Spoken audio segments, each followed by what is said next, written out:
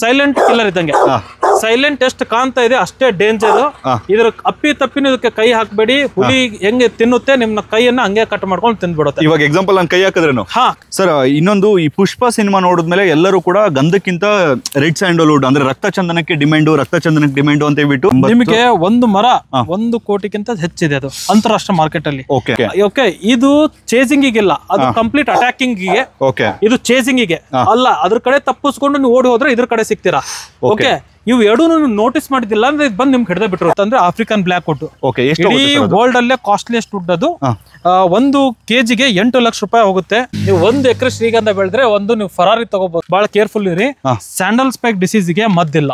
ಈ 10 KG into 400 ರೂಪಾಯಿ ಮಾಡಿದ್ರೆ ಎಷ್ಟಾಯ್ತು ನಿಮ್ಗೆ? ಯಾವ್ದಾರು ಗಿಡದಲ್ಲಿ 2 ವರ್ಷಕ್ಕೆ ಏನಾದ್ರು ಅಷ್ಟು ಲಾಭ ಬರುತ್ತೆ ಅಂದ್ರೆ ನಾನು ಫಾರ್ಮಿಂಗ್ ಮಾಡೋದು ಬಿಟ್ಬಿಟ್ಟು. ಕೆಜಿಗೆ ಇವತ್ತಿನ ರೇಟು 15,000 ಇದೆ.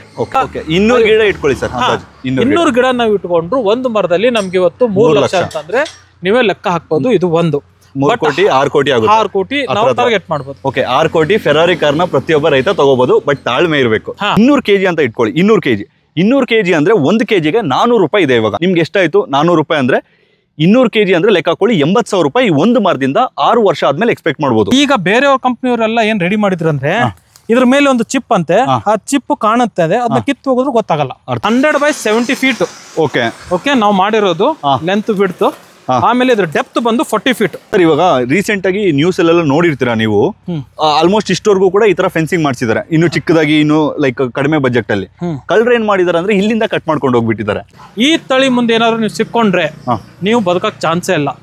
ನಮ್ಮ ಕೂದಲು ಜಡೆ ಹಂಗೆ ಗಂಟಾಗುತ್ತೆ.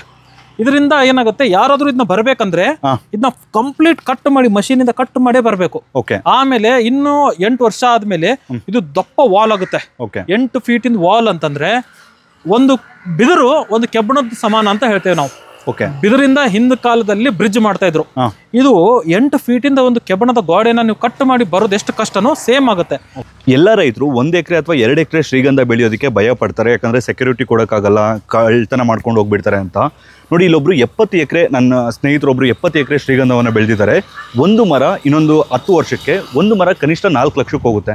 ಸೊ ಅವ್ರ ಹತ್ರ 14,000 ಮರ ಇದೆ. ಒಂದು 4,000 ಮರನ ತೆಗೆದುಬಿಡಿ, 10,000 ಇಂಟು 4 ಲಕ್ಷ ಮಾಡಿ ಎಷ್ಟು ಪ್ರಾಫಿಟ್ ಬರುತ್ತೆ ಅಂತ ನಿಮಗೆ ಗೊತ್ತಾಗುತ್ತೆ.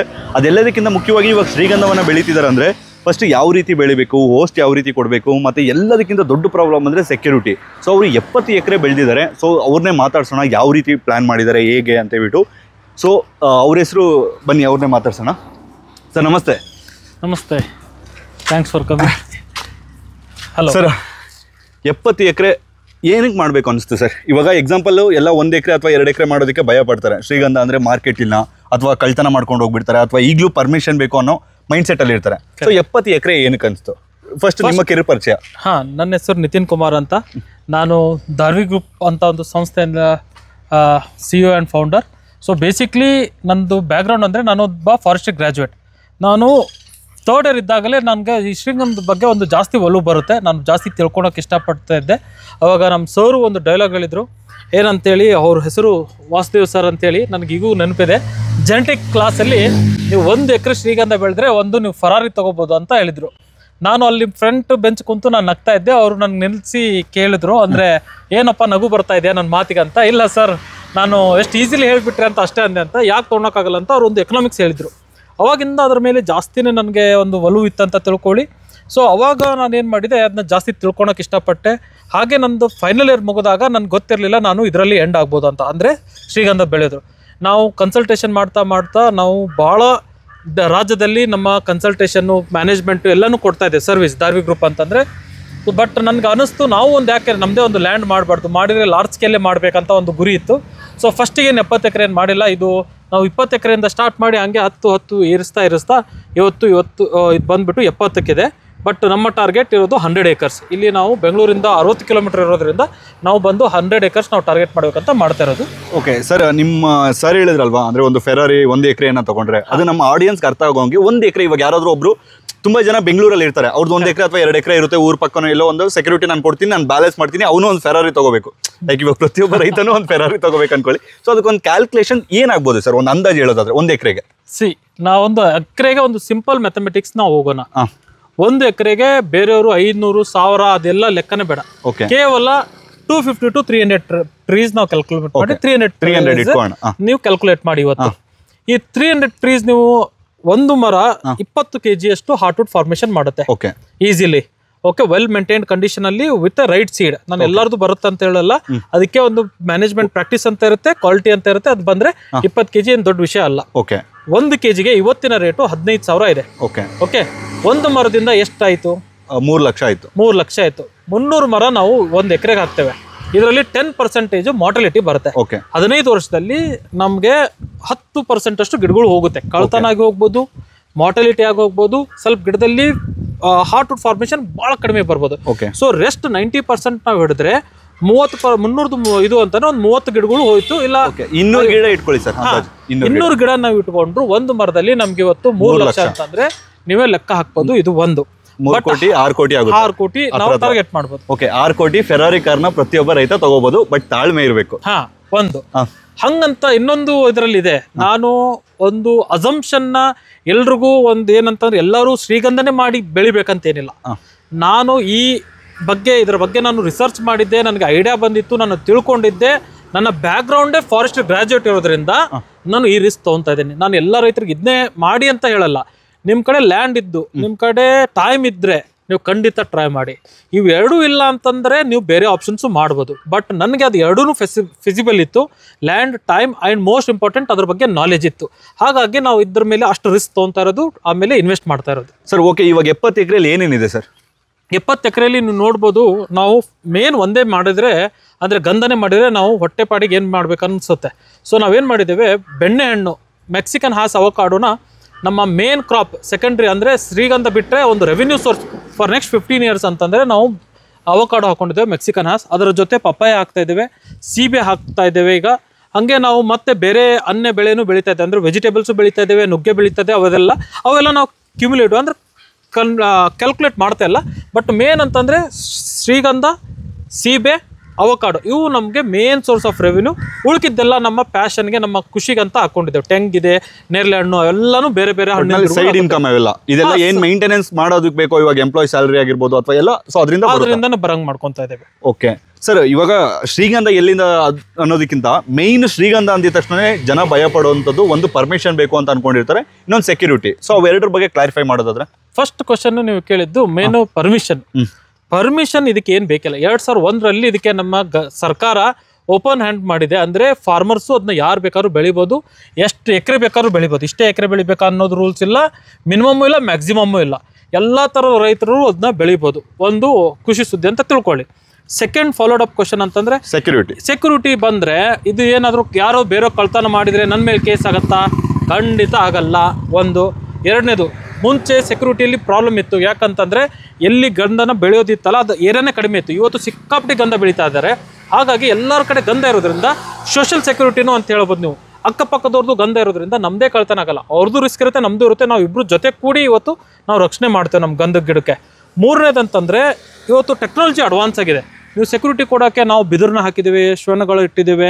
ಆಮೇಲೆ ಸೆಕ್ಯೂರಿಟಿ ಚಿಪ್ ದಾರ್ವಿಂದನೇ ಒಂದು ಡೆವಲಪ್ ಮಾಡ್ತಾ ಇದ್ದೇವೆ, ಅದು ಟ್ರಯಲಲ್ಲಿದೆ. So there are n number of things ನೀವು ಮಾಡ್ಕೋಬೋದು. ರೈತರು ಇದನ್ನ ಒಂದು ಹಂತವಾಗಿ ನಾವು ಮಾಡಿಕೊಂಡ್ರೆ ಸೆಕ್ಯೂರಿಟಿನ ಏನು ದೊಡ್ಡ ವಿಷಯ ಅಲ್ಲ. ಒಂದೇ ಟೈಮ್ ಗಿಡ ಹಚ್ಚುವಾಗೆ ನನಗೆ ಗನ್ ಬೇಕಂದರೆ ತಪ್ಪು, ಮಾಡೋ ಅವಶ್ಯಕತೆ ಇಲ್ಲ. 8 ವರ್ಷ ನಿಮ್ಮ ಗಿಡನ ಯಾರು ಮುಟ್ಟಲ್ಲ. 8 ವರ್ಷ ಆದಮೇಲೆ ಕಳ್ತನ ಮಾಡೋಕ್ಕೆ ಬರ್ಬೋದು. ಅಷ್ಟೊಂದಲೇ ನೀವು ರೆಡಿ ಮಾಡ್ಕೊಳ್ಳಿ. ಬೇರೆ ಹಣ್ಣಿಂದ ಲಾಭ ಬರುತ್ತೆ. ಅದನ್ನ ಸೆಕ್ಯೂರಿಟಿ ಮೇಲೆ ಫೆನ್ಸಿಂಗು, ಕಾಂಪೌಂಡ್ ಹಾಕ್ಕೊಳ್ಳಿ, ನಾಯಿಗಳನ್ನ ಇಟ್ಕೊಳ್ಳಿ. ಆಮೇಲೆ ಪ್ರತಿ ಎಕರೆ ಬೆಳೆದವನಿಗೂ ಗನ್ ಲೈಸೆನ್ಸ್ ಕೊಡಬೇಕಂತ ಒಂದು ರೂಲ್ಸ್ ಬಂದಿದೆ ಇತ್ತೀಚೆಗೆ. ಗಂಧ ಅದು ತನ್ನ ಸೇಫ್ಟಿಗೆ ಫಾರ್ ಇಸ್ ಓನ್ ಲೈಫ್ ಅಂತ.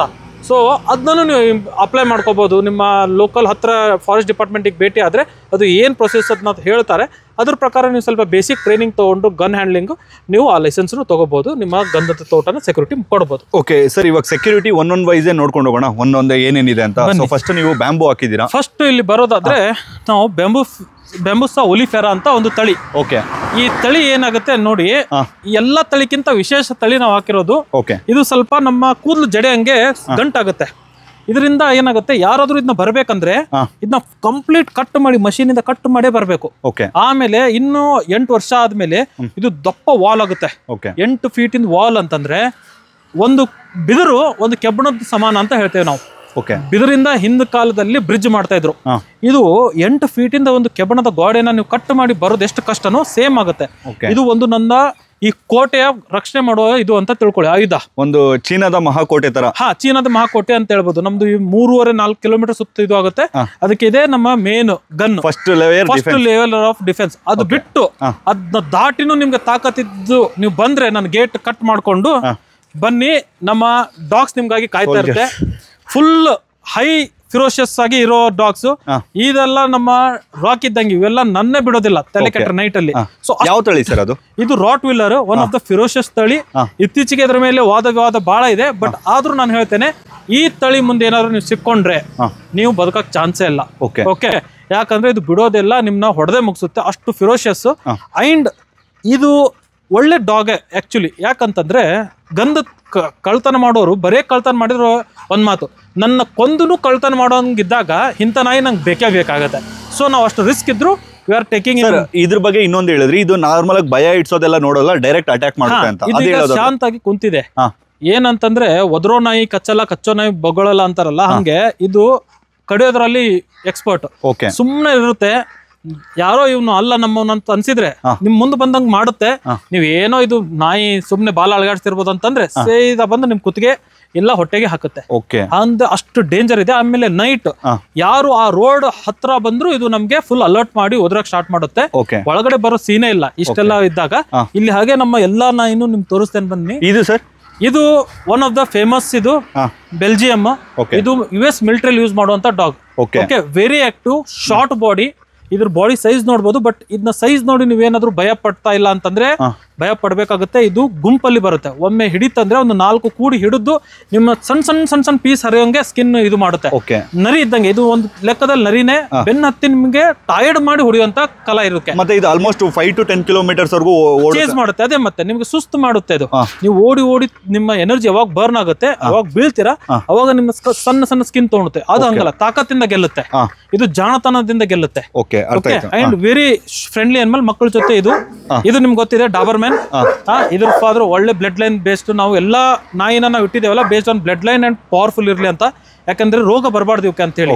ಸೊ ಇವನ್ನ ನಾವೇನ್ ಮಾಡ್ತಾ ಇದ್ದೇವೆ, ಮುಂದೆ ಇದ್ರದ್ದೇ ಮರಿ ಮಾಡ್ಕೊಂಡು ಜಾಸ್ತಿ ಮಾಡ್ಕೊಂತಿದ್ದೇವೆ. ನಾವು 50 ನಾಯಿನ ಮಾಡ್ಬೇಕಂತ ಇಲ್ಲಿ ಟಾರ್ಗೆಟ್ ಇಟ್ಟಿದ್ದೇವೆ. ಇದು ಏನಂತಂದ್ರೆ ಅಟ್ಯಾಕಿಂಗ್ ಡಾಗ್. ಇದು ಇದೇನ್ ಬರುತ್ತೆ ಅಂದ್ರೆ ಬೆಕ್ಕು ನಡ್ದಂಗ್ ನಡ್ಕೊಂಡು ಸೈಲೆಂಟ್ ಆಗಿ ಬಂದು ಹಿಡಿಯುತ್ತೆ. ಓಕೆ, ಇದ್ರದ್ದೇ ಒಂದು ಟ್ಯಾಕ್ಟಿಕ್ಸ್ ಇರುತ್ತೆ, ಅದ್ರದ್ದು ಒಂದು ಟ್ಯಾಕ್ಟಿಕ್ಸ್, ಅದರದೊಂದು. ಓಕೆ, ಇದು ಚೇಸಿಂಗಿಗೆಲ್ಲ, ಅದು ಕಂಪ್ಲೀಟ್ ಅಟ್ಯಾಕಿಂಗ್. ಇದು ಚೇಸಿಂಗಿಗೆ ಅಲ್ಲ. ಅದ್ರ ಕಡೆ ತಪ್ಪಿಸ್ಕೊಂಡು ನೀವು ಓಡಿ ಹೋದ್ರೆ ಇದ್ರ ಕಡೆ ಸಿಗ್ತೀರಾ. ಓಕೆ, ಇವು ಎರಡೂ ನೋಟಿಸ್ ಮಾಡಿದಿಲ್ಲ ಅಂದ್ರೆ ಬಂದು ನಿಮ್ಗೆ ಹಿಡಿದ ಬಿಟ್ಟಿರುತ್ತೆ. ಫುಲ್ ಸೈಲೆಂಟ್ ಆಗಿ ಬರುತ್ತೆ. ಸೊ ಇವನೇ ನಾವು ಮಲ್ಟಿಪಲ್ ಆಗಿ ಇಟ್ಕೊಂಡಿದ್ದೇವೆ. ಎಲ್ಲಾನು ಎರಡು ಗಂಡು ಹೆಣ್ಣು ಅಂದ್ರೆ ನಮ್ಮ ರಾಟ್ ವೀಲರು. ಇದು ಅದಾದ್ಮೇಲೆ ಇನ್ನೊಂದು ನಮ್ಮ ಕಡೆ ಇದೆ, ಇದು ಬಂದು ನಮ್ಮ ಪಿಟ್ಬುಲ್. Okay, American ಬುಲ್ಲಿ. ಇದು ಸೇಮ್ ಸೈಲೆಂಟ್ ಕಿಲ್ಲರ್ ಇದ್ದಂಗೆ. ಸೈಲೆಂಟ್ ಎಷ್ಟು ಕಾಣ್ತಾ ಇದೆ ಅಷ್ಟೇ ಡೇಂಜರ್. ಇದ್ರ ಅಪ್ಪಿ ತಪ್ಪಿನ ಇದಕ್ಕೆ ಕೈ ಹಾಕ್ಬೇಡಿ. ಹುಲಿ ಹೆಂಗೆ ತಿನ್ನುತ್ತೆ ನಿಮ್ಮ ಕೈಯನ್ನ ಹಂಗೆ ಕಟ್ ಮಾಡ್ಕೊಂಡು ತಿಂದ್ಬಿಡುತ್ತೆ. ಇವಾಗ ಎಕ್ಸಾಂಪಲ್ ನಾನು ಕೈ ಹಾಕಿದ್ರೇನು, ಕೈ ಹಾಕಿದ್ರು ಹಂಗೆ. ಇದ್ರ ಮುಂದೆ ಒಂದು ಏನಾದ್ರು ಬೈ ಚಾನ್ಸ್ ಯಾವ್ದಾದ್ರು ಹಸು ಬಂದ್ರೆ ಹಸುನು ಬಿಡಲ್ಲ, ಇದು ಹೊಡೆದು ಹೋಗೋದ್ ಬಿಡುತ್ತೆ, ಅಷ್ಟು ಡೇಂಜರ್. ಒಮ್ಮೆ 2 ನಾಯಿ, ನಮ್ದೇ ನಾಯಿನ 2 ಫೈಟ್ ಮಾಡ್ತಾ ಇದ್ರೆ, ದೊಡ್ಡ ಬ್ಯಾಂಬೂ ಇಂದ ನಾವು ಹೊಡೆದ್ರೆ ಬ್ಯಾಂಬು ಮುರಿ ಮಟ್ಟ ಹೊಡೆದ್ರು ಇದು ಬಿಟ್ಟಿದ್ದಿಲ್ಲ. ಇದ್ರ ತಲೆ ಗಾಯ ಆಗಿ ಒಂದು 3 ತಿಂಗಳು ಟ್ರೀಟ್ಮೆಂಟ್ ಕೊಟ್ಟಿದ್ದು. ಅಂದ್ರೆ ಅಷ್ಟು ferocious and bite, strong bite. ಒಮ್ಮೆ ಹಿಡಿತಂದ್ರೆ ಬಿಡಲ್ಲ. ಹಾಗಾಗಿ ನಾವು ಇದನ್ನ ಮುಂದೆ ಬ್ರೀಡ್ ಮಾಡಲ್ಲ, but definitely this is one of the most riskier. ಇದು ಇದರಲ್ಲಿ ನೀವೇನಾದ್ರೂ ಬರ್ತೇನೆ ಇಷ್ಟು ತಾಕತ್ ನನ್ನ ಬಿದಿರ್ನ ಬಿಟ್ಟು ಜಿಗದ್ ಇಲ್ಲಿ ಬಂದ್ರೆ ಇವು ದಯವಿಟ್ಟು ನಿಮ್ನ ಬಿಡಲ್ಲ ಅಂತ ತಿಳ್ಕೊಂಡ್ಬಿಡಿ. ನಾನು ಅದ್ರ ಜವಾಬ್ದಾರಿ ಅಲ್ಲ ಏನಾದ್ರೆ. ಇದು ನಮ್ದು ಬೆಲ್ಜಿಯಂದೇ ಬ್ಲಾಕ್. ಇದು one of the rare colour. ಇದು ಆಮೇಲೆ ನಮ್ದು ಬುಲ್ಲಿ ಇತ್ತಲ್ಲ, ಅಮೆರಿಕನ್ ಬುಲ್ಲಿ, ಅದು ಇದು ಸೇಮ್. ಬಟ್ ಇದು ಸ್ವಲ್ಪ ಜಾಣ ಇದೆ, ಶಾಂತ ಇದೆ ಅದ್ರ ಕಂಪೇರ್ ಮಾಡಿದ್ರೆ. ಅದು ಬಟ್ ಡೇಂಜರ್. ಇದು ಸ್ವಲ್ಪ ಫ್ರೆಂಡ್ಲಿ, ಜನದ ಜೊತೆ ಬೆಳೆದು ಇದ್ರ ಹೆಡ್ ಸೈಜ್ ನೋಡಿ ತೆಂಗಿನಕಾಯಿ ಇದ್ದಂಗಿದೆ, ದೊಡ್ಡ ಸೈಜ್. ಇದು ಎಲ್ಲರ ಫೇವ್ರೇಟ್, ಮನೆಯಲ್ಲಿ ಇರುತ್ತೆ. ನಮ್ಮ ಜರ್ಮನ್ ಶೆಪರ್ಡ್. ನಾವು ಜನರಲಿ ಇದನ್ನ ಹೊಲದಲ್ಲಿ ಇಡಬಾರ್ದು, ಟಿಕ್ಸ್ ಎಲ್ಲ ಜಾಸ್ತಿ ಆದ್ರೆ ಮೇಂಟೆನೆನ್ಸ್ ರಿಸ್ಕ್ ಇದಕ್ಕೆ. ಬಟ್ ನಮ್ಮ ಫ್ರೆಂಡ್ ಡೊನೇಟ್ ಮಾಡಿದ್ರು, ಗಿಫ್ಟ್ ಆಗಿ ಕೊಟ್ರು ಅಂತ ನಾವು ಇಲ್ಲಿ ಇಟ್ಟಿದ್ದೇವೆ ಅಷ್ಟೇ. ಇದು ನಮ್ಮ ಮೇನ್ ಸೆಕ್ಯೂರಿಟಿ. ಅಂಡ್ ಇದು ಸರ್, ಅದಾದ ನಂತರ ಇವಾಗ ಶ್ರೀಗಂಧದ ಸ್ಪೇಸಿಂಗ್ ಏನಿದೆ ಸರ್? ಇವಾಗ 70 ಎಕರೆ ಮಾಡಿದಿರಾ ಅಂತ ಹೇಳಿದ್ರಲ್ಲ, ಏನೇನ್ ಸ್ಪೇಸಿಂಗ್ ಇದೆ ಸರ್ ನಾರ್ಮಲ್ ಆಗಿ? ಶ್ರೀಗಂಧ ನಾವೇನ್ ಮಾಡಿದ್ದೇವೆ ಇಲ್ಲಿ 12/24. ಓಕೆ, ಸಾಲಿಂದ ಸಾಲಿಗೆ 12, ಗಿಡದಿಂದ ಗಿಡಕ್ಕೆ 24. 2 ಗಿಡದ ಮಧ್ಯೆ ಒಂದು ಹೆಬ್ಬೆ ಹಾಕಿದ್ವಿ. ಓಕೆ ನಾವು ಹಾಕಿದ್ದಿಲ್ಲ, ಅದು ನಾವು ಇದನ್ನ ಲ್ಯಾಂಡ್ ಪರ್ಚೇಸ್ ಮಾಡಿದಾಗ ಆಲ್ರೆಡಿ ಇತ್ತಿದೆ. ಓಕೆ. ಸೊ ಅದಕ್ಕೆ ನಾವೇನ್ ಮಾಡ್ಬಿಟ್ವಿ, ಆ ಹೆಬ್ಬೇವನ್ನ ತೆಗಿಸಿ ಅದು ನೆಳ್ಳು ಆಗ್ತಾ ಇರೋದ್ರಿಂದ ನಮ್ಮ ಗ್ರೋತ್ ಕಡಿಮೆ ಆಗಿತ್ತು. ಅದು ಹೆಬ್ಬೆ ಒಳ್ಳೆ ಸೈಜ್ ಆದ್ಮೇಲೆ ಅದನ್ನ ಮಾರಿ ಈಗ ನಾವು ಅಲ್ಲಿ ಅವಕಾಡೋ ಎಲ್ಲ ಹಾಕ್ತಾ ಇದ್ದೇವೆ. ಓಕೆ. ಬಟ್ ಇದ್ರ ಸ್ಪೇಸಿಂಗ್ ಬಂದು 12/24 ನನ್ನ ಗಂಧದ ಸ್ಪೇಸಿಂಗ್ ಇವತ್ತು. ಅಲ್ಲ, ಇವಾಗ ನಮ್ಮ ಜನರಲ್ ಆಡಿಯನ್ಸ್ಗೆ ಎಷ್ಟು ರೆಕಮೆಂಡ್ ಮಾಡ್ತೀರಾ ಇವಾಗ ಒಂದು ಶ್ರೀಗಂಧ ಹಾಕೋಬೇಕಂತ? ಬರೇ ಶ್ರೀಗಂಧ ಹಾಕಿದ್ರೆ ದಯವಿಟ್ಟು ನೆನ್ಪಿಟ್ಕೊಳ್ಳಿ, 12/12 ಇಸ್ ಬೇಸ್ ಮಿನಿಮಮ್. ಅದಕ್ಕೆ ಕಡಿಮೆ ಹಾಕಿದ್ರೆ ಅದು ತಪ್ಪಾಗ್ಬೋದು. 12/12 ಇಸ್ ಐಡಿಯಲ್, ಇಲ್ಲ 12/15 ಇಸ್ ಐಡಿಯಲ್. ಅಂದ್ರೆ ಸಾಲಿಂದ ಸಾಲಿಗೆ 15 ಅಡಿ, ಗಿಡದಿಂದ ಗಿಡಕ್ಕೆ 12 ಅಡಿ ಇಟ್ಟು ನೀವು ಮಧ್ಯೆ ಚಿಕ್ಕ ಹೋಸ್ಟು ಇದನ್ನ ಹಾಕೋಬಹುದು, ತೊಂದರೆ ಇಲ್ಲ. ಓಕೆ. 12/12 ಅಥವಾ 12/15. ಓಕೆ. ನೀವು 12 ಅದೇ ಆಲ್ರೆಡಿ ಎಬ್ಬೇವು ಇರೋದಕ್ಕೆ 24. ಅದ್ರ ಜೊತೆ ಇವಾಗ ಅವ್ರು ಏನ್ ಎಬ್ಬೇವನ್ನ ರಿಮೂವ್ ಮಾಡಿದ್ರು, ಇವಾಗ ಬಟರ್ ಫ್ರೂಟ್ ಆಶ್ ಅನ್ನ ಹಾಕೊಂಡಿದ್ರೆ ಮೆಕ್ಸಿಕನ್ ತೋಟ ನೋಡಕ್ ಹೋಗೋಣ ಬನ್ನಿ. ಸರ್, ಇನ್ನೊಂದು ತುಂಬಾ ಜನಕ್ಕೆ ರೈತರಿಗೊಂದು, ನೀವು ಅಲ್ಲಿ ಬಂದ್ಬಿಡಿ ಸರ್. ಸೊ ತುಂಬಾ ಜನ ರೈತರಿಗೆ ಒಂದು ಇದಿರುತ್ತೆ, ಏನಂದ್ರೆ ಬಟರ್ ಫ್ರೂಟ್ ಅಂದ್ರೆ ಈ ಶ್ರೀಗಂಧಕ್ಕೆ ಹೋಸ್ಟ್ ಇಲ್ದೇನು ಬೆಳೆಯುತ್ತೆ ಅಂತ ಹೇಳ್ಬಿಟ್ಟು ತುಂಬಾ ಜನ ಅನ್ಕೊಂಡಿರ್ತಾರೆ. ಹೋಸ್ಟ್ ಅನ್ನೋದು ಎಷ್ಟು ಇಂಪಾರ್ಟೆಂಟ್, ಮತ್ತೆ ಯಾವ್ದು ಬೆಸ್ಟ್ ಹೋಸ್ಟ್? ಓಕೆ, ಒಳ್ಳೆ ಕ್ವಶನ್ ಅದು. ಹೋಸ್ಟ್ ಇಲ್ದೆ ಬೆಳೆಯುತ್ತೆ, ನಾನು ಒಪ್ಕೊಂತೇನೆ. ಎಷ್ಟು ವರ್ಷ ಬೆಳೆಯುತ್ತೆ? ಕೇವಲ 3 ವರ್ಷ ಹೋಸ್ಟ್ ಇಲ್ದೆ ಬೆಳೆಯುತ್ತೆ. ಓಕೆ. ಯಾವಾಗ ಬೆಳೆದಿರುತ್ತೆ ಅದಕ್ಕೆ ಒಂದು ಕಸ ಇದೆಲ್ಲ ಕಳೆ ಇದೆಯಲ್ಲ, it is a part of family. Host ಇದು. ಓಕೆ. ಈ ಹೋಸ್ಟ್ ಇದೇ ಗಿಡ ಇರ್ಬೇಕಂತ ಏನಿಲ್ಲ, ಕಳೆ ಇದ್ರು ಅದಕ್ಕೆ ಹೋಸ್ಟ್ ಆಗುತ್ತೆ. 3 ವರ್ಷದ ಮಟ್ಟ ಸಮಸ್ಯೆ ಇಲ್ಲ. 3ನೇ ವರ್ಷ ಆದ್ಮೇಲೆ ಬೆಳೆಯಲ್ಲ, 4ನೇ ವರ್ಷನೂ ತಡೆಯುತ್ತೆ, 5ನೇ ವರ್ಷ ಅಂದ್ರೆ ಗಿಡ ಕಾಲಕ್ರಮೇಣ ಸಾಯುತ್ತೆ. ಕಳೆ ಇಲ್ಲ ಅಂದ್ರೆ, ಕಳೆ ಮೇಲೆ ಇದ್ರೆ ಬದುಕುತ್ತೆ, ಬೆಳವಣಿಗೆ ಸ್ಲೋ ಇರುತ್ತೆ. ಸೊ ಹೋಸ್ಟ್ ಅಂದ್ರೆ ಏನು? ನೀವು ಎಕ್ಸ್ಟ್ರಾ ಫುಡ್ ಕೊಟ್ಟಂಗೆ. ಓಕೆ. ಇಲ್ಲಿ ನಾವು 3 ತರದ ಹೋಸ್ಟ್ ಕೊಡ್ತೇವೆ. ಒಂದು ಪ್ರೈಮರಿ ಹೋಸ್ಟ್, ಗಿಡದ ಜೊತೆನೆ ಹಚ್ತೇವೆ. ಓಕೆ. ಅದು ನಿಮ್ಗೆ ರೆಡ್ ಗ್ರಾಸ್, ತೊಗರಿ ಹಾಕ್ಬಾರ್ದು, ರೆಡ್ ಗ್ರಾಸ್ ಅವನ್ನೆಲ್ಲ ಹಾಕಿ. ಅದು ನೆಕ್ಸ್ಟ್ ಬರುತ್ತೆ ಸಸ್ಬೇನೆ ಅಂತ, ಚೊಗಚೆ. ಓಕೆ. ಅದ್ರ ನೆಕ್ಸ್ಟ್ ನಾವು ಹಾಕೋದು ಗಾಳಿ ಮರ. ಇಲ್ಲಿ ನಾವು ಹಾಕಿರೋದು ಇದೇ ಗಾಳಿ ಮರ. ಇದನ್ನ ನಾವು ಚಂಡ್ ಕಟ್ ಮಾಡ್ತಾ ಇರ್ಬೇಕು. ಇಲ್ಲಿ ಇದು ಗಿಡ ಒಣಗ್ಬಿಟ್ಟಿದೆ, ಒಂದು ಮಳೆ ಜಾಸ್ತಿ ಆಗಿ ರೋಗ ಆಗಿ, ಸರಿನಾ? ಹಾಗಾಗಿ ಇದನ್ನ ನಾವು ಚಂಡ್ ಕಟ್ ಮಾಡಿಲ್ಲ. ಇಲ್ಲ ಅಂದ್ರೆ ಯಾವ್ದಾದ್ರು ಹೆಲ್ದಿ ಗಂಧದ ಗಿಡ ಇದೆ ಅಂದ್ರೆ, ಇಲ್ಲಿ ನಾನು ತೋರಿಸ್ತೇನೆ ನೋಡಿ. ನಾವು ಏನ್ ಮಾಡ್ತೇವೆ, ಬೇಸಿಕ್ಲಿ ಇದನ್ನ ಹೈಟ್ ಕಂಟ್ರೋಲ್ ಇಟ್ಟಿದ್ದೇವೆ. ಸೊ ಸನ್ಲೈಟ್ ಡೈರೆಕ್ಟ್ ಗಂಧಕ್ಕೆ ಬಿಡಬೇಕು, ಸಿಗಬೇಕು, ಅವಾಗ ನನ್ನ ಗಂಧದ ಗ್ರೋತ್ ಆಗ್ಬೇಕಂತ ಹೇಳಿ. So that is the most important thing. Top ಒಂದು ಟಾಪ್ 10 ಹೋಸ್ಟ್ ಹೇಳೋದಾದ್ರೆ ಸರ್? ಟಾಪ್ 10 ಅಂತ ಇಲ್ಲ. C, host are very limited. ಯಾಕಂದ್ರೆ ಹೋಸ್ಟ್ ಅನ್ನೋದು ಒಂದು ವೆರಿ ಕಾಂಟ್ರವರ್ಷಿಯಲ್ ಸಬ್ಜೆಕ್ಟ್ ಅನ್ಬೋದು. ಯಾಕಂದ್ರೆ ಇಲ್ಲಿ ಹೆಬ್ಬೇವು ಇದೆ ಅಲ್ಲ, ಇದು ಹೆಬ್ಬೇವು. ಓಕೆ, ಇಲ್ಲಿ ನೋಡ್ಬೋದು. ಈ ಹೆಬ್ಬೇವು good host, no doubt. But ಅದ್ರ ಎಲೆಗಳು ನೋಡಿ ಎಷ್ಟು ಬ್ರಾಡ್ ಆಗಿದೆ, ಎಷ್ಟು ಚಿಕ್ಕ ಗಿಡನೇ. ಅವಾಗ ಏನಾಗುತ್ತೆ, ನೆಳ್ಳಾಗುತ್ತೆ. ಈ good host with bad character. ಅದು ಒಳ್ಳೆ ಹೋಸ್ಟು, ಕ್ಯಾರೆಕ್ಟರ್ ಸರಿ ಇಲ್ಲ. ಏನು ಕ್ಯಾರೆಕ್ಟರ್? ನೆರಳು ಕೊಡುತ್ತೆ. ಸೊ ಅದಕ್ಕಾಗಿ ನಾವೇನ್ ಮಾಡ್ಬೇಕು, ಚಿಕ್ಕ ಇರೋ ಗಿಡನ ಹುಡುಕ್ಬೇಕು, ಇಲ್ಲಾಂದ್ರೆ ಅದನ್ನ ಕಟ್ ಮಾಡ್ತಾ ಇರಬೇಕು. ಸೊ ನಮಗೆ ಅವು ಸೂಟೇಬಲ್ ಆಗಿರೋದು ಗಾಳಿ ಮರ ಒಂದು, ಬೆಟ್ಟದ ನಲ್ಲೆ ಒಂದು, ಇಲ್ಲ ಅಂತಂದ್ರೆ ನೇರ್ಲೆನೂ ಹಾಕ್ಬೋದು. ನಮ್ಮ ಏನಂತೀರ, ನೀಮ್, ಬೇವಿನ ಗಿಡಗಳನ್ನ ಹಾಕೋಬಹುದು. ನಾಟಿ ಬೇವು ಹಾಕ್ಬೇಕು, ಹೆಬ್ಬೇವು ಹಾಕ್ಬಾರ್ದು. ಯಾಕಂದ್ರೆ ಹೆಬ್ಬೇವು ಬಹಳ ಹೈಟ್ ಆಗುತ್ತೆ, ನಾಟಿ ಬೇವು ಅಷ್ಟು ಹೈಟ್ ಆಗಲ್ಲ. ಅದು ಬಿಟ್ಟು ನಾವು ಇನ್ನೊಂದು ಹಾಕ್ಬೋದು ಅಂತಂದ್ರೆ ಪೊಂಗೆಮಿಯಾ ಹಾಕೋಬಹುದು. ಪೊಂಗೆಮಿಯಾ ಅವನ್ನ ಹಾಕೊಂಡು ನೀವು ಅರಣ್ಯ ಕೃಷಿ ಮಾಡಬಹುದು. ಇಲ್ಲಿ ನೋಡಿ, ನಾವು ಒಂದು ಸೆಕ್ಯೂರಿಟಿಗೆ ಅಂತ ಇದು ನಾವು ಮಾಡಿರೋದು. ಇದನ್ನ ಟ್ರಯಲ್ ಮಾಡಿದೀರಾ? ಟ್ರಯಲ್ಗೆ. ಇದರ ಖರ್ಚು ನಮಗೆ ನಿಯರ್ಲಿ 3,000 ಮೇಲ್ ಬರುತ್ತೆ. ಬೇರ್ ಮಿನಿಮಮ್. ಒಬ್ಬ ರೈತ ಇಷ್ಟು ಖರ್ಚು ಮಾಡಕ್ ಆಗಲ್ಲ. ಆದ್ರೂ ನಾವು ಯಾಕೆ ಮಾಡಿದೇವೆ ಅಂದ್ರೆ, ನೋಡ್ಬೇಕಿದ್ವು ಆಕ್ಚುಲಿ ಫಿಸಿಬಲ್ ಇದೆಯಾ ರೈತರಿಗೆ ಅಂತ. ಓಕೆ. ನಾನು ಇಷ್ಟು ದೊಡ್ಡ ಹೊಲ ಇಟ್ಕೊಂಡವಂಗೆ ಏನೇನ್ ಪಾಸಿಬಿಲಿಟಿ ಇರುತ್ತೆ ಅದನ್ನ ನೋಡ್ತಾ ಇದ್ದೇನೆ. ಅದನ್ನೆಲ್ಲ ಟ್ರೈ ಮಾಡಿ ನಮ್ಮ ರೈತರಿಗೆ ಅದನ್ನ ಹೇಳ್ತೇವೆ. ಈಗ ನಾವು ಶ್ವಾನಗಳು ಇಟ್ಟಿದ್ದು ಅದಕ್ಕೆ ಏನೇನ್ ಪಾಸಿಬಿಲಿಟೀಸ್ ಇದೆ, ಯಾವುದು ಕಡಿಮೆ ಖರ್ಚಲ್ಲಾಗುತ್ತೆ. ನಾವು 3,000 ಇವತ್ತು ಕೊಟ್ಟು ಇದು ಮಾಡಿದ್ರೆ 3 ಲಕ್ಷ ಅಂದ್ರೆ 10% of the tree value I am investing. But ಅದೇ 300 ಟ್ರೀ ಹಾಕ್ತಾರೆ ಅಂದ್ರೆ 1 ಎಕರೆಗೆ, ಅವ್ರಿಗೆ ಎಷ್ಟಾಗುತ್ತೆ? ಅರ್ಥ ಆಯ್ತು ಸರ್. ಇವಾಗ ರೀಸೆಂಟ್ ಆಗಿ ನ್ಯೂಸ್ ಅಲ್ಲೆಲ್ಲ ನೋಡಿರ್ತೀರಾ ನೀವು, ಆಲ್ಮೋಸ್ಟ್ ಇಷ್ಟವರೆಗೂ ಕೂಡ ಈ ತರ ಫೆನ್ಸಿಂಗ್ ಮಾಡ್ಸಿದ್ದಾರೆ. ಇನ್ನು ಚಿಕ್ಕದಾಗಿ, ಇನ್ನು ಲೈಕ್ ಕಡಿಮೆ ಬಜೆಟ್ ಅಲ್ಲಿ. ಕಳ್ಳರು ಏನ್ ಮಾಡಿದಾರೆ ಅಂದ್ರೆ ಇಲ್ಲಿಂದ ಕಟ್ ಮಾಡ್ಕೊಂಡು ಹೋಗ್ಬಿಟ್ಟಿದ್ದಾರೆ. ಅದಕ್ಕೆ ಏನ್ ಹೇಳ್ತೀರಾ? C, half knowledge is dangerous. Okay. Knowledge ಇಲ್ಲ ಅಂದ್ರೆ ತೊಂದ್ರೆ ಇಲ್ಲ, ಹಾಫ್ ನಾಲೆಜ್ ಡೇಂಜರ್ ಆಗುತ್ತೆ. ಏನಾಗುತ್ತೆ, ಒಂದು ಚೆಸ್ಟ್ ಹೈಟ್ಗಿಂತ ಹಾರ್ಟ್ ವುಡ್ ಬೆಳೆಯೋದು ಬಹಳ ಕಡಿಮೆ. ಅಲ್ಲಿ ಬರುತ್ತೆ, ಇಲ್ಲ ಅನ್ನಲ್ಲ. ಅದು ಯಾವಾಗ 30-40 ವರ್ಷದ ಮರದಲ್ಲಿ ಮೇಲಿನೂ ಇರುತ್ತೆ. ಬಟ್ 15 ವರ್ಷದ ಒಳಗಡೆ ನಾವು ಕಟಿಂಗ್ ಮಾಡಿದಾಗ ಜನರಲಿ, ಇನ್ನ general terms, heart wood chest level ಮಟ್ಟ ಮಾತ್ರ ಬರುತ್ತೆ. ಬೇರಿಂದ ಹಾರ್ಟ್ ವುಡ್ ಫಾರ್ಮೇಶನ್ ಆಗುತ್ತೆ, ಚೆಸ್ಟ್ ಲೆವೆಲ್ ಮಟ್ಟ ಬಂದು ಹೆಚ್ಚು ಕಡಿಮೆ ಮೇಲೆ ನಿಯರ್ ಟು ನಥಿಂಗ್ ಇರುತ್ತೆ. ಅಲ್ಲಿ 300 ರೂಪಾಯಿ 200 ರೂಪಾಯಿ ಕೆಜಿ ಹೋಗುತ್ತೆ. ಅದೆಲ್ಲ ಹೋಮ ಗೀಮಕ್ಕೆ ಹೋಯ್ತಾರೆ ಕಟ್ಟಿಗೆನ. ಓಕೆ, ನಮ್ ಕಡೆನೂ ಅದು ಸಿಗುತ್ತೆ. ಬಟ್ ನಾವ್ ಹೇಳೋದಂದ್ರೆ, ನಮ್ಮ ಮೇನ್ ಕಾಪಾಡಬೇಕಾಗಿದ್ದು, ನಾವೇನ್ 3 ಫೀಟ್ 3.5 ಫೀಟ್ ಕೊಟ್ಟಿದ್ದು ಅಷ್ಟೇ ಕಾಪಾಡ್ಕೊಳ್ಳಿ. ಗಿಡ ಇನ್ನೊಂದು ಬಹಳ ಮುಖ್ಯವಾದ ಅಂಶ ನೆನ್ಪಿಟ್ಕೊಳ್ಳಿ ರೈತರೇ, ನೀವು ನೆನಪೇನು ಇಟ್ಕೋಬೇಕು, ಗಿಡ ಕಳ್ತನ ಆಗುತ್ತಲ್ಲ ಏನು ತೊಂದರೆ ಇಲ್ಲ. ಹಾರ್ಟ್ ವುಡ್ ಬಂದಿದ್ರೆ ಬೇರೆ ಬೇರ್ ತೆಗೆದ್ರೆ 60% ರಿಕವರಿ ಆಗುತ್ತೆ. Okay. Root has the highest value then the bark or stem. Okay, ಈ ರೂಟ್ಸನ್ನೇ ನೀವು ಸೇಲ್ ಮಾಡಿದ್ರು ನೀವು 60% ನಿಮಗೆ ಇನ್ಶೂರೆನ್ಸ್ ಆದಂಗೆನೆ. ನೀವು ಗಿಡ ಗಂಧದ ಹಚ್ಚಿದ್ದೀರಾ ಅಂದರೆ 60% ಇನ್ಶೂರೆನ್ಸ್ ಆಯ್ತು ಅಂತ ತಿಳ್ಕೊಳ್ಳಿ. ಅದ್ರ ಮೇಲೆ ಇನ್ನು 40% ನಾವು ಕಾಪಾಡ್ತಿರೋದು. ಅಂದರೆ ಇನ್ನೊಂದು ಅದು ಗೊತ್ತಿರಲ್ಲ ಸರ್ ತುಂಬ ಜನಕ್ಕೆ. ಆ್ಯಕ್ಚುಲಿ ಶ್ರೀಗಂಧ ಮರವನ್ನು ಎಲ್ಲ ಮರವನ್ನು ಕಟ್ ಮಾಡಿಕೊಂಡ್ರೆ ಅಂದರೆ ಭೂಮಿ ಲೆವೆಲ್ ಕಟ್ ಮಾಡ್ಕೊಂಡು ಹೋಗ್ತಾರೆ. ಬಟ್ ಶ್ರೀಗಂಧ ಒಂದೇ ಮರವನ್ನು ಕಂಪ್ಲೀಟ್ ಬೇರುಗಳ ಸಮೇತ ತೊಗೊಂಡು ಹೋಗ್ತಾರೆ. ಅದೇ ಅಲ್ವಾ ಸರ್ ನೀವು ಹೇಳ್ತಿರೋದು? ಬೇರೆ ಮಾತ್ರ ತೊಗೊಂಡ್ರಷ್ಟೇ ಲಾಭ ಅದು. ಕಳ್ತನ ಮಾಡ್ದಂಗಿರ್ಬೋದು, ಬೆಳ್ದಂಗಿರ್ಬೋದು. ಓಕೆ, ಕಳ್ಳ ಟೈಮ್ ಇರಲ್ಲ, ಅವನೇನ್ ಮಾಡ್ತಾನೆ ಮೇಲಿ ಕಟ್ ಮಾಡ್ಕೊಂಡು ಹೋಗ್ತಾನೆ ನೆಲದಿಂದ 6 ಇಂಚು ಇಲ್ಲ 5 ಇಂಚು ಬಿಟ್ಟು, ಯಾಕಂದ್ರೆ ಮಷಿನ್ ಫುಲ್ ಹತ್ತಲ್ಲ ಅಂತ. ಸೊ ಆ 6 ಇಂಚು ಪ್ಲಸ್ ಬೇರು ನೀವು ಲೆಕ್ಕ ಹಾಕಿದ್ರೆ ಬೇರ್ದಲ್ಲಿ ಇರೋದು ಬೀಟಾ ಕಂಟೆಂಟ್ ಹೈಯೆಸ್ಟ್ ಇರುತ್ತೆ, ಸೆಂಟನಾಲ್.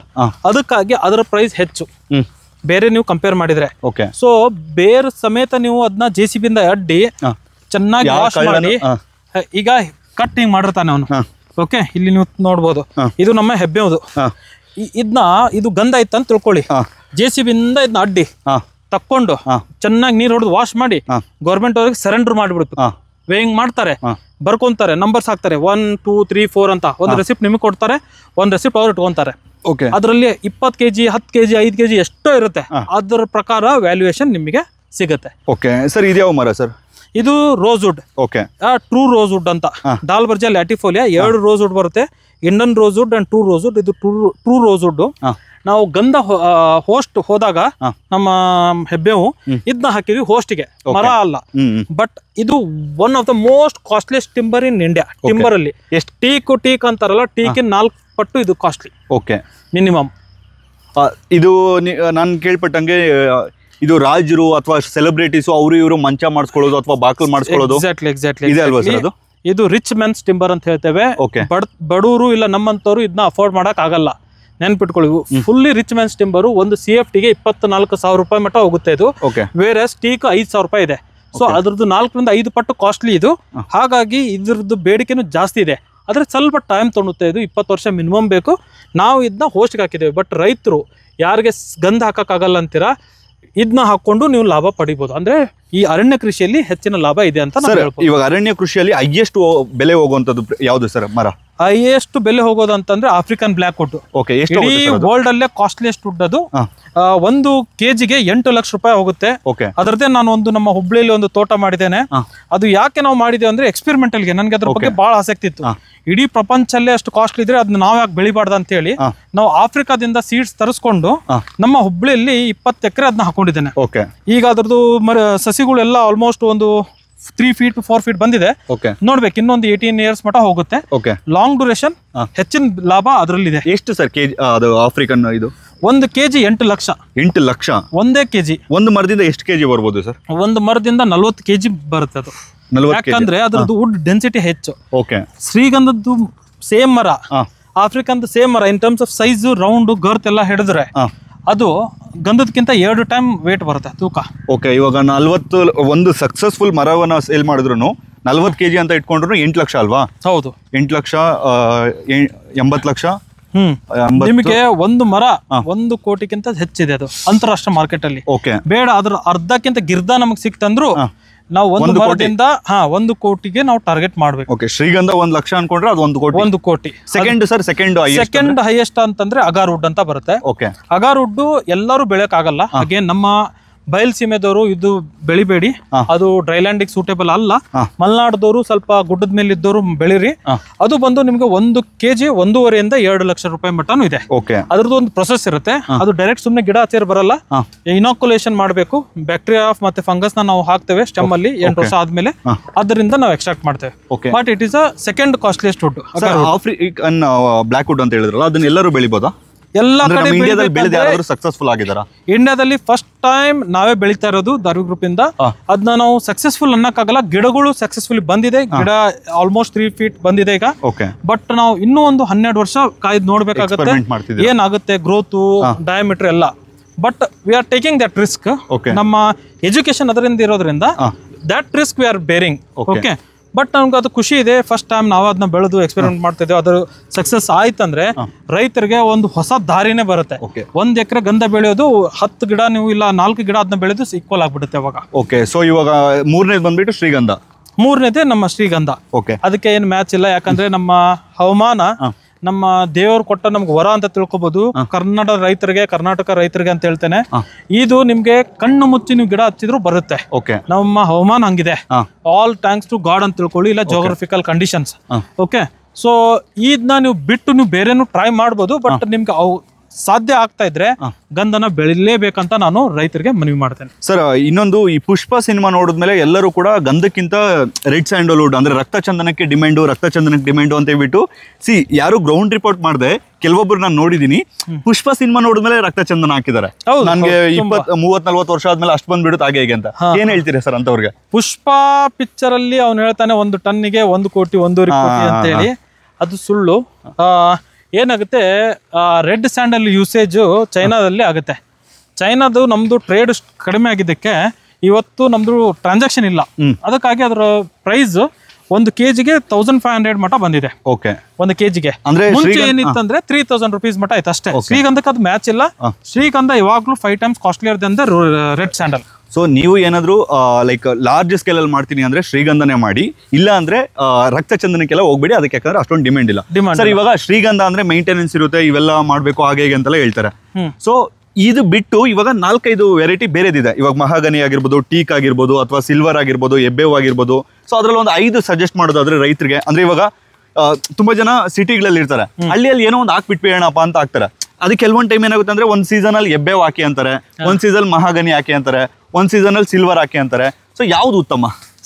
ಉತ್ತಮ ಅಂದಾಗ ನಾನೇನ್ ಹೇಳೋದು, ಫಸ್ಟ್ ನೆನ್ಪಿಟ್ಕೊಳ್ಳಿ, ಈ ಶ್ರೀಗಂಧ ನಾವು ಯಾಕೆ ಹಾಕ್ತಾ ಇದ್ದೇವೆ, ನಮ್ಮ ಹವಾಮಾನಕ್ಕೆ ಸೆಟ್ ಆಗ್ತಾ ಇತ್ತು.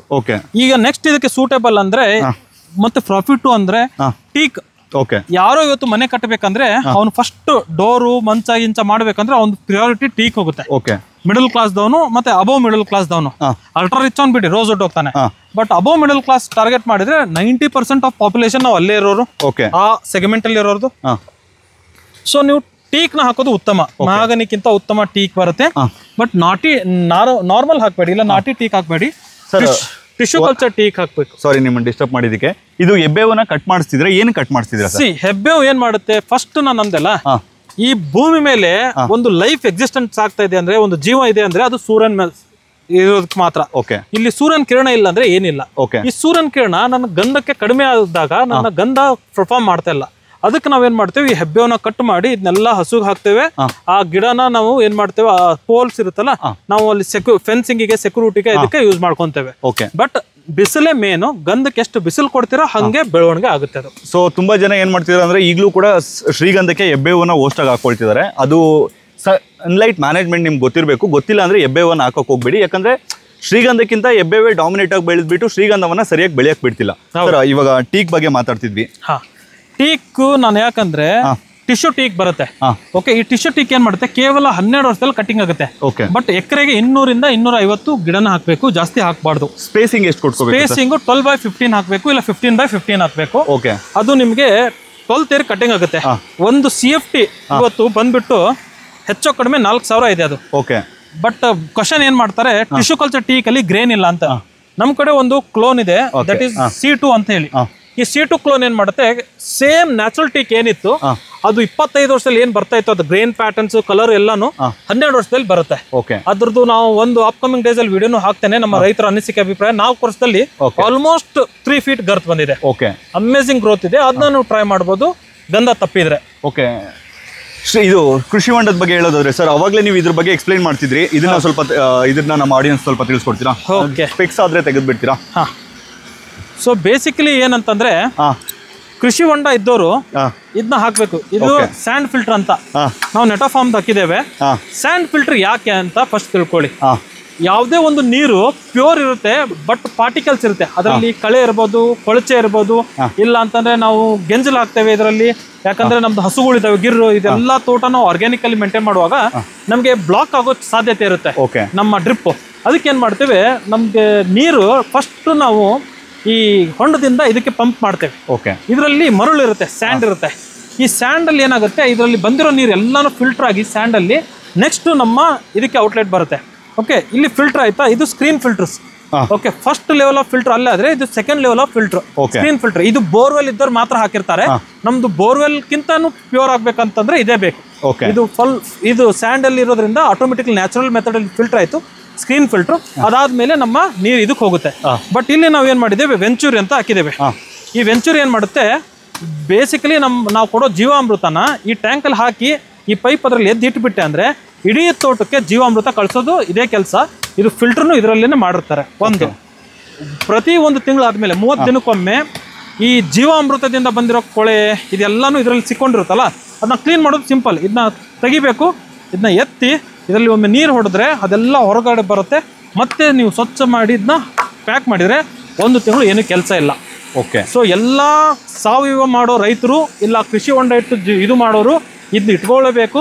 ಇದರಿಂದ ನಿಮ್ಮ 70% water management or drip management ಕಡಿಮೆ ಆಗ್ಬಿಡುತ್ತೆ ಮೇಂಟೆನೆನ್ಸ್ ವೈಸ್. ಸರ್, ಈ ಕೃಷಿ ಹೊಂಡದ ಬಗ್ಗೆ ಹೇಳೋದಾದ್ರೆ ಸರ್ ಎಷ್ಟು ದೊಡ್ಡದಿದೆ, ಏನಿದೆ? ಈ ಕೃಷಿ ಹೊಂಡ ನಮಗೆ 100 by 70 ಫೀಟ್. ಓಕೆ, ನಾವು ಮಾಡಿರೋದು ಲೆಂತ್ ಬಿಡ್ತು. ಆಮೇಲೆ ಇದ್ರ ಡೆಪ್ತ್ ಬಂದು 40 ಫೀಟ್.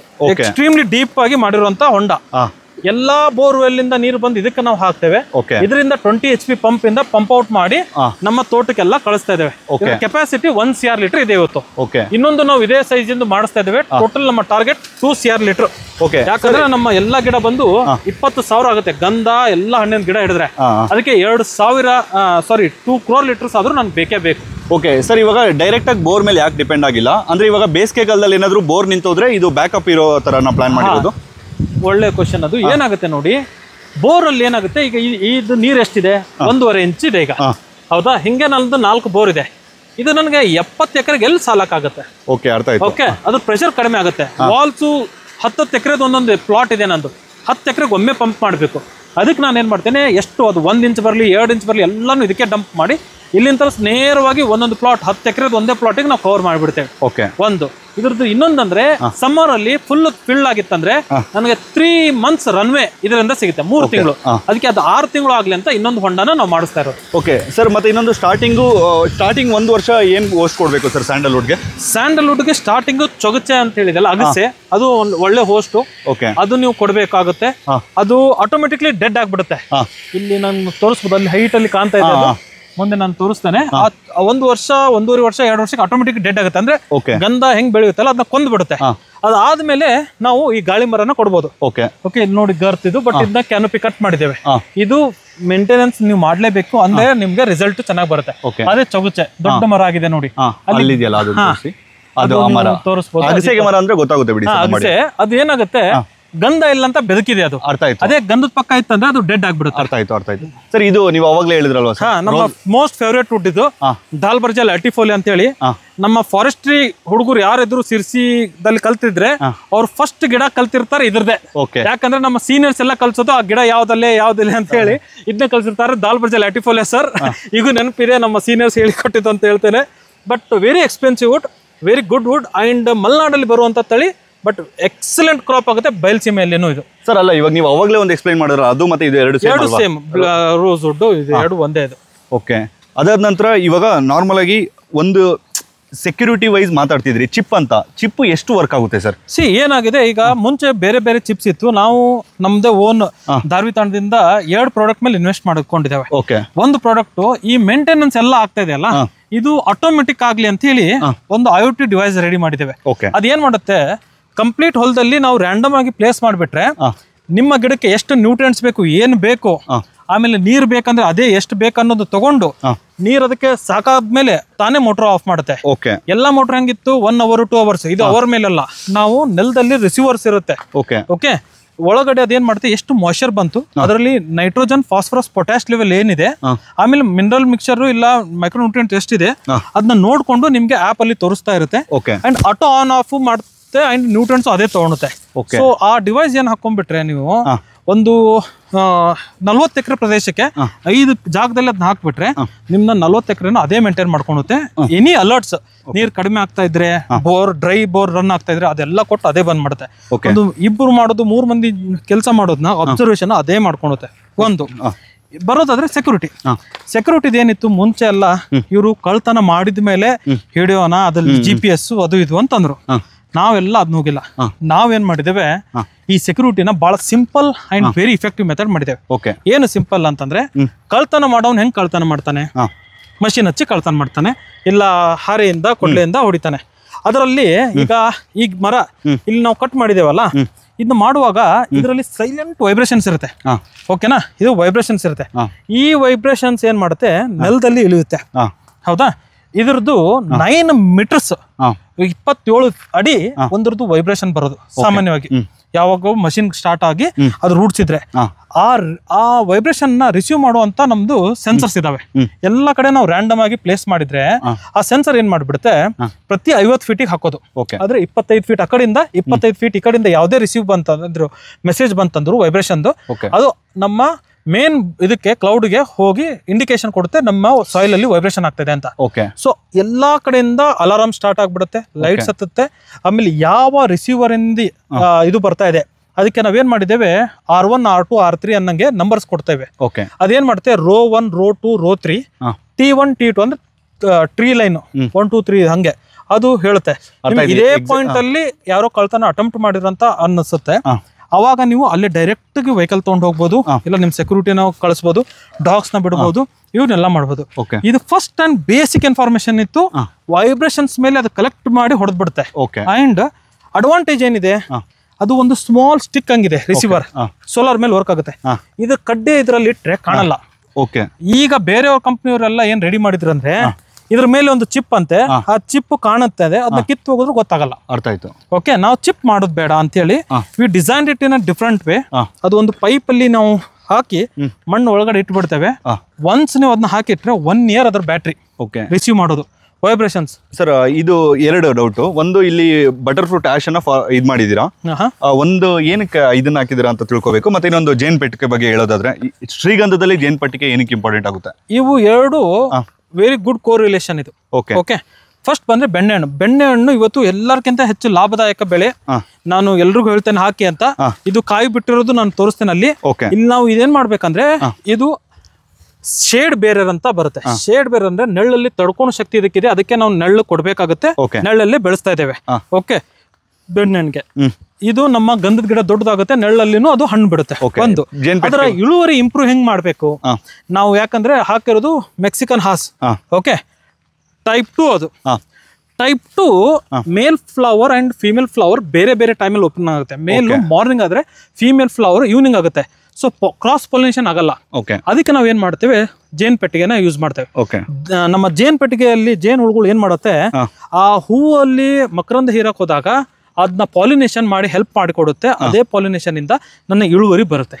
ಓಕೆ, ಮೆಕ್ಸಿಕನ್ ಹಾಸ್ ಹಾಕಿದವ್ರಿಗೆ ನೆನ್ಪಿಟ್ಕೊಳ್ಳಿ, ಅದಕ್ಕೆ ಟೈಪ್ 1 ಜೊತೆ ಇಟಿಂಗರು ಇಲ್ಲ ಪಿಂಕ್ ಕಟನ್ ಹಾಕ್ಲೇಬೇಕು ಪಾಲಿನೇಷನ್ಗೆ. ನ್ಯಾಚುರಲ್ ಪಾಲಿನೇಷನ್ ಅದು ಆಗೋದು ಕಡಿಮೆ.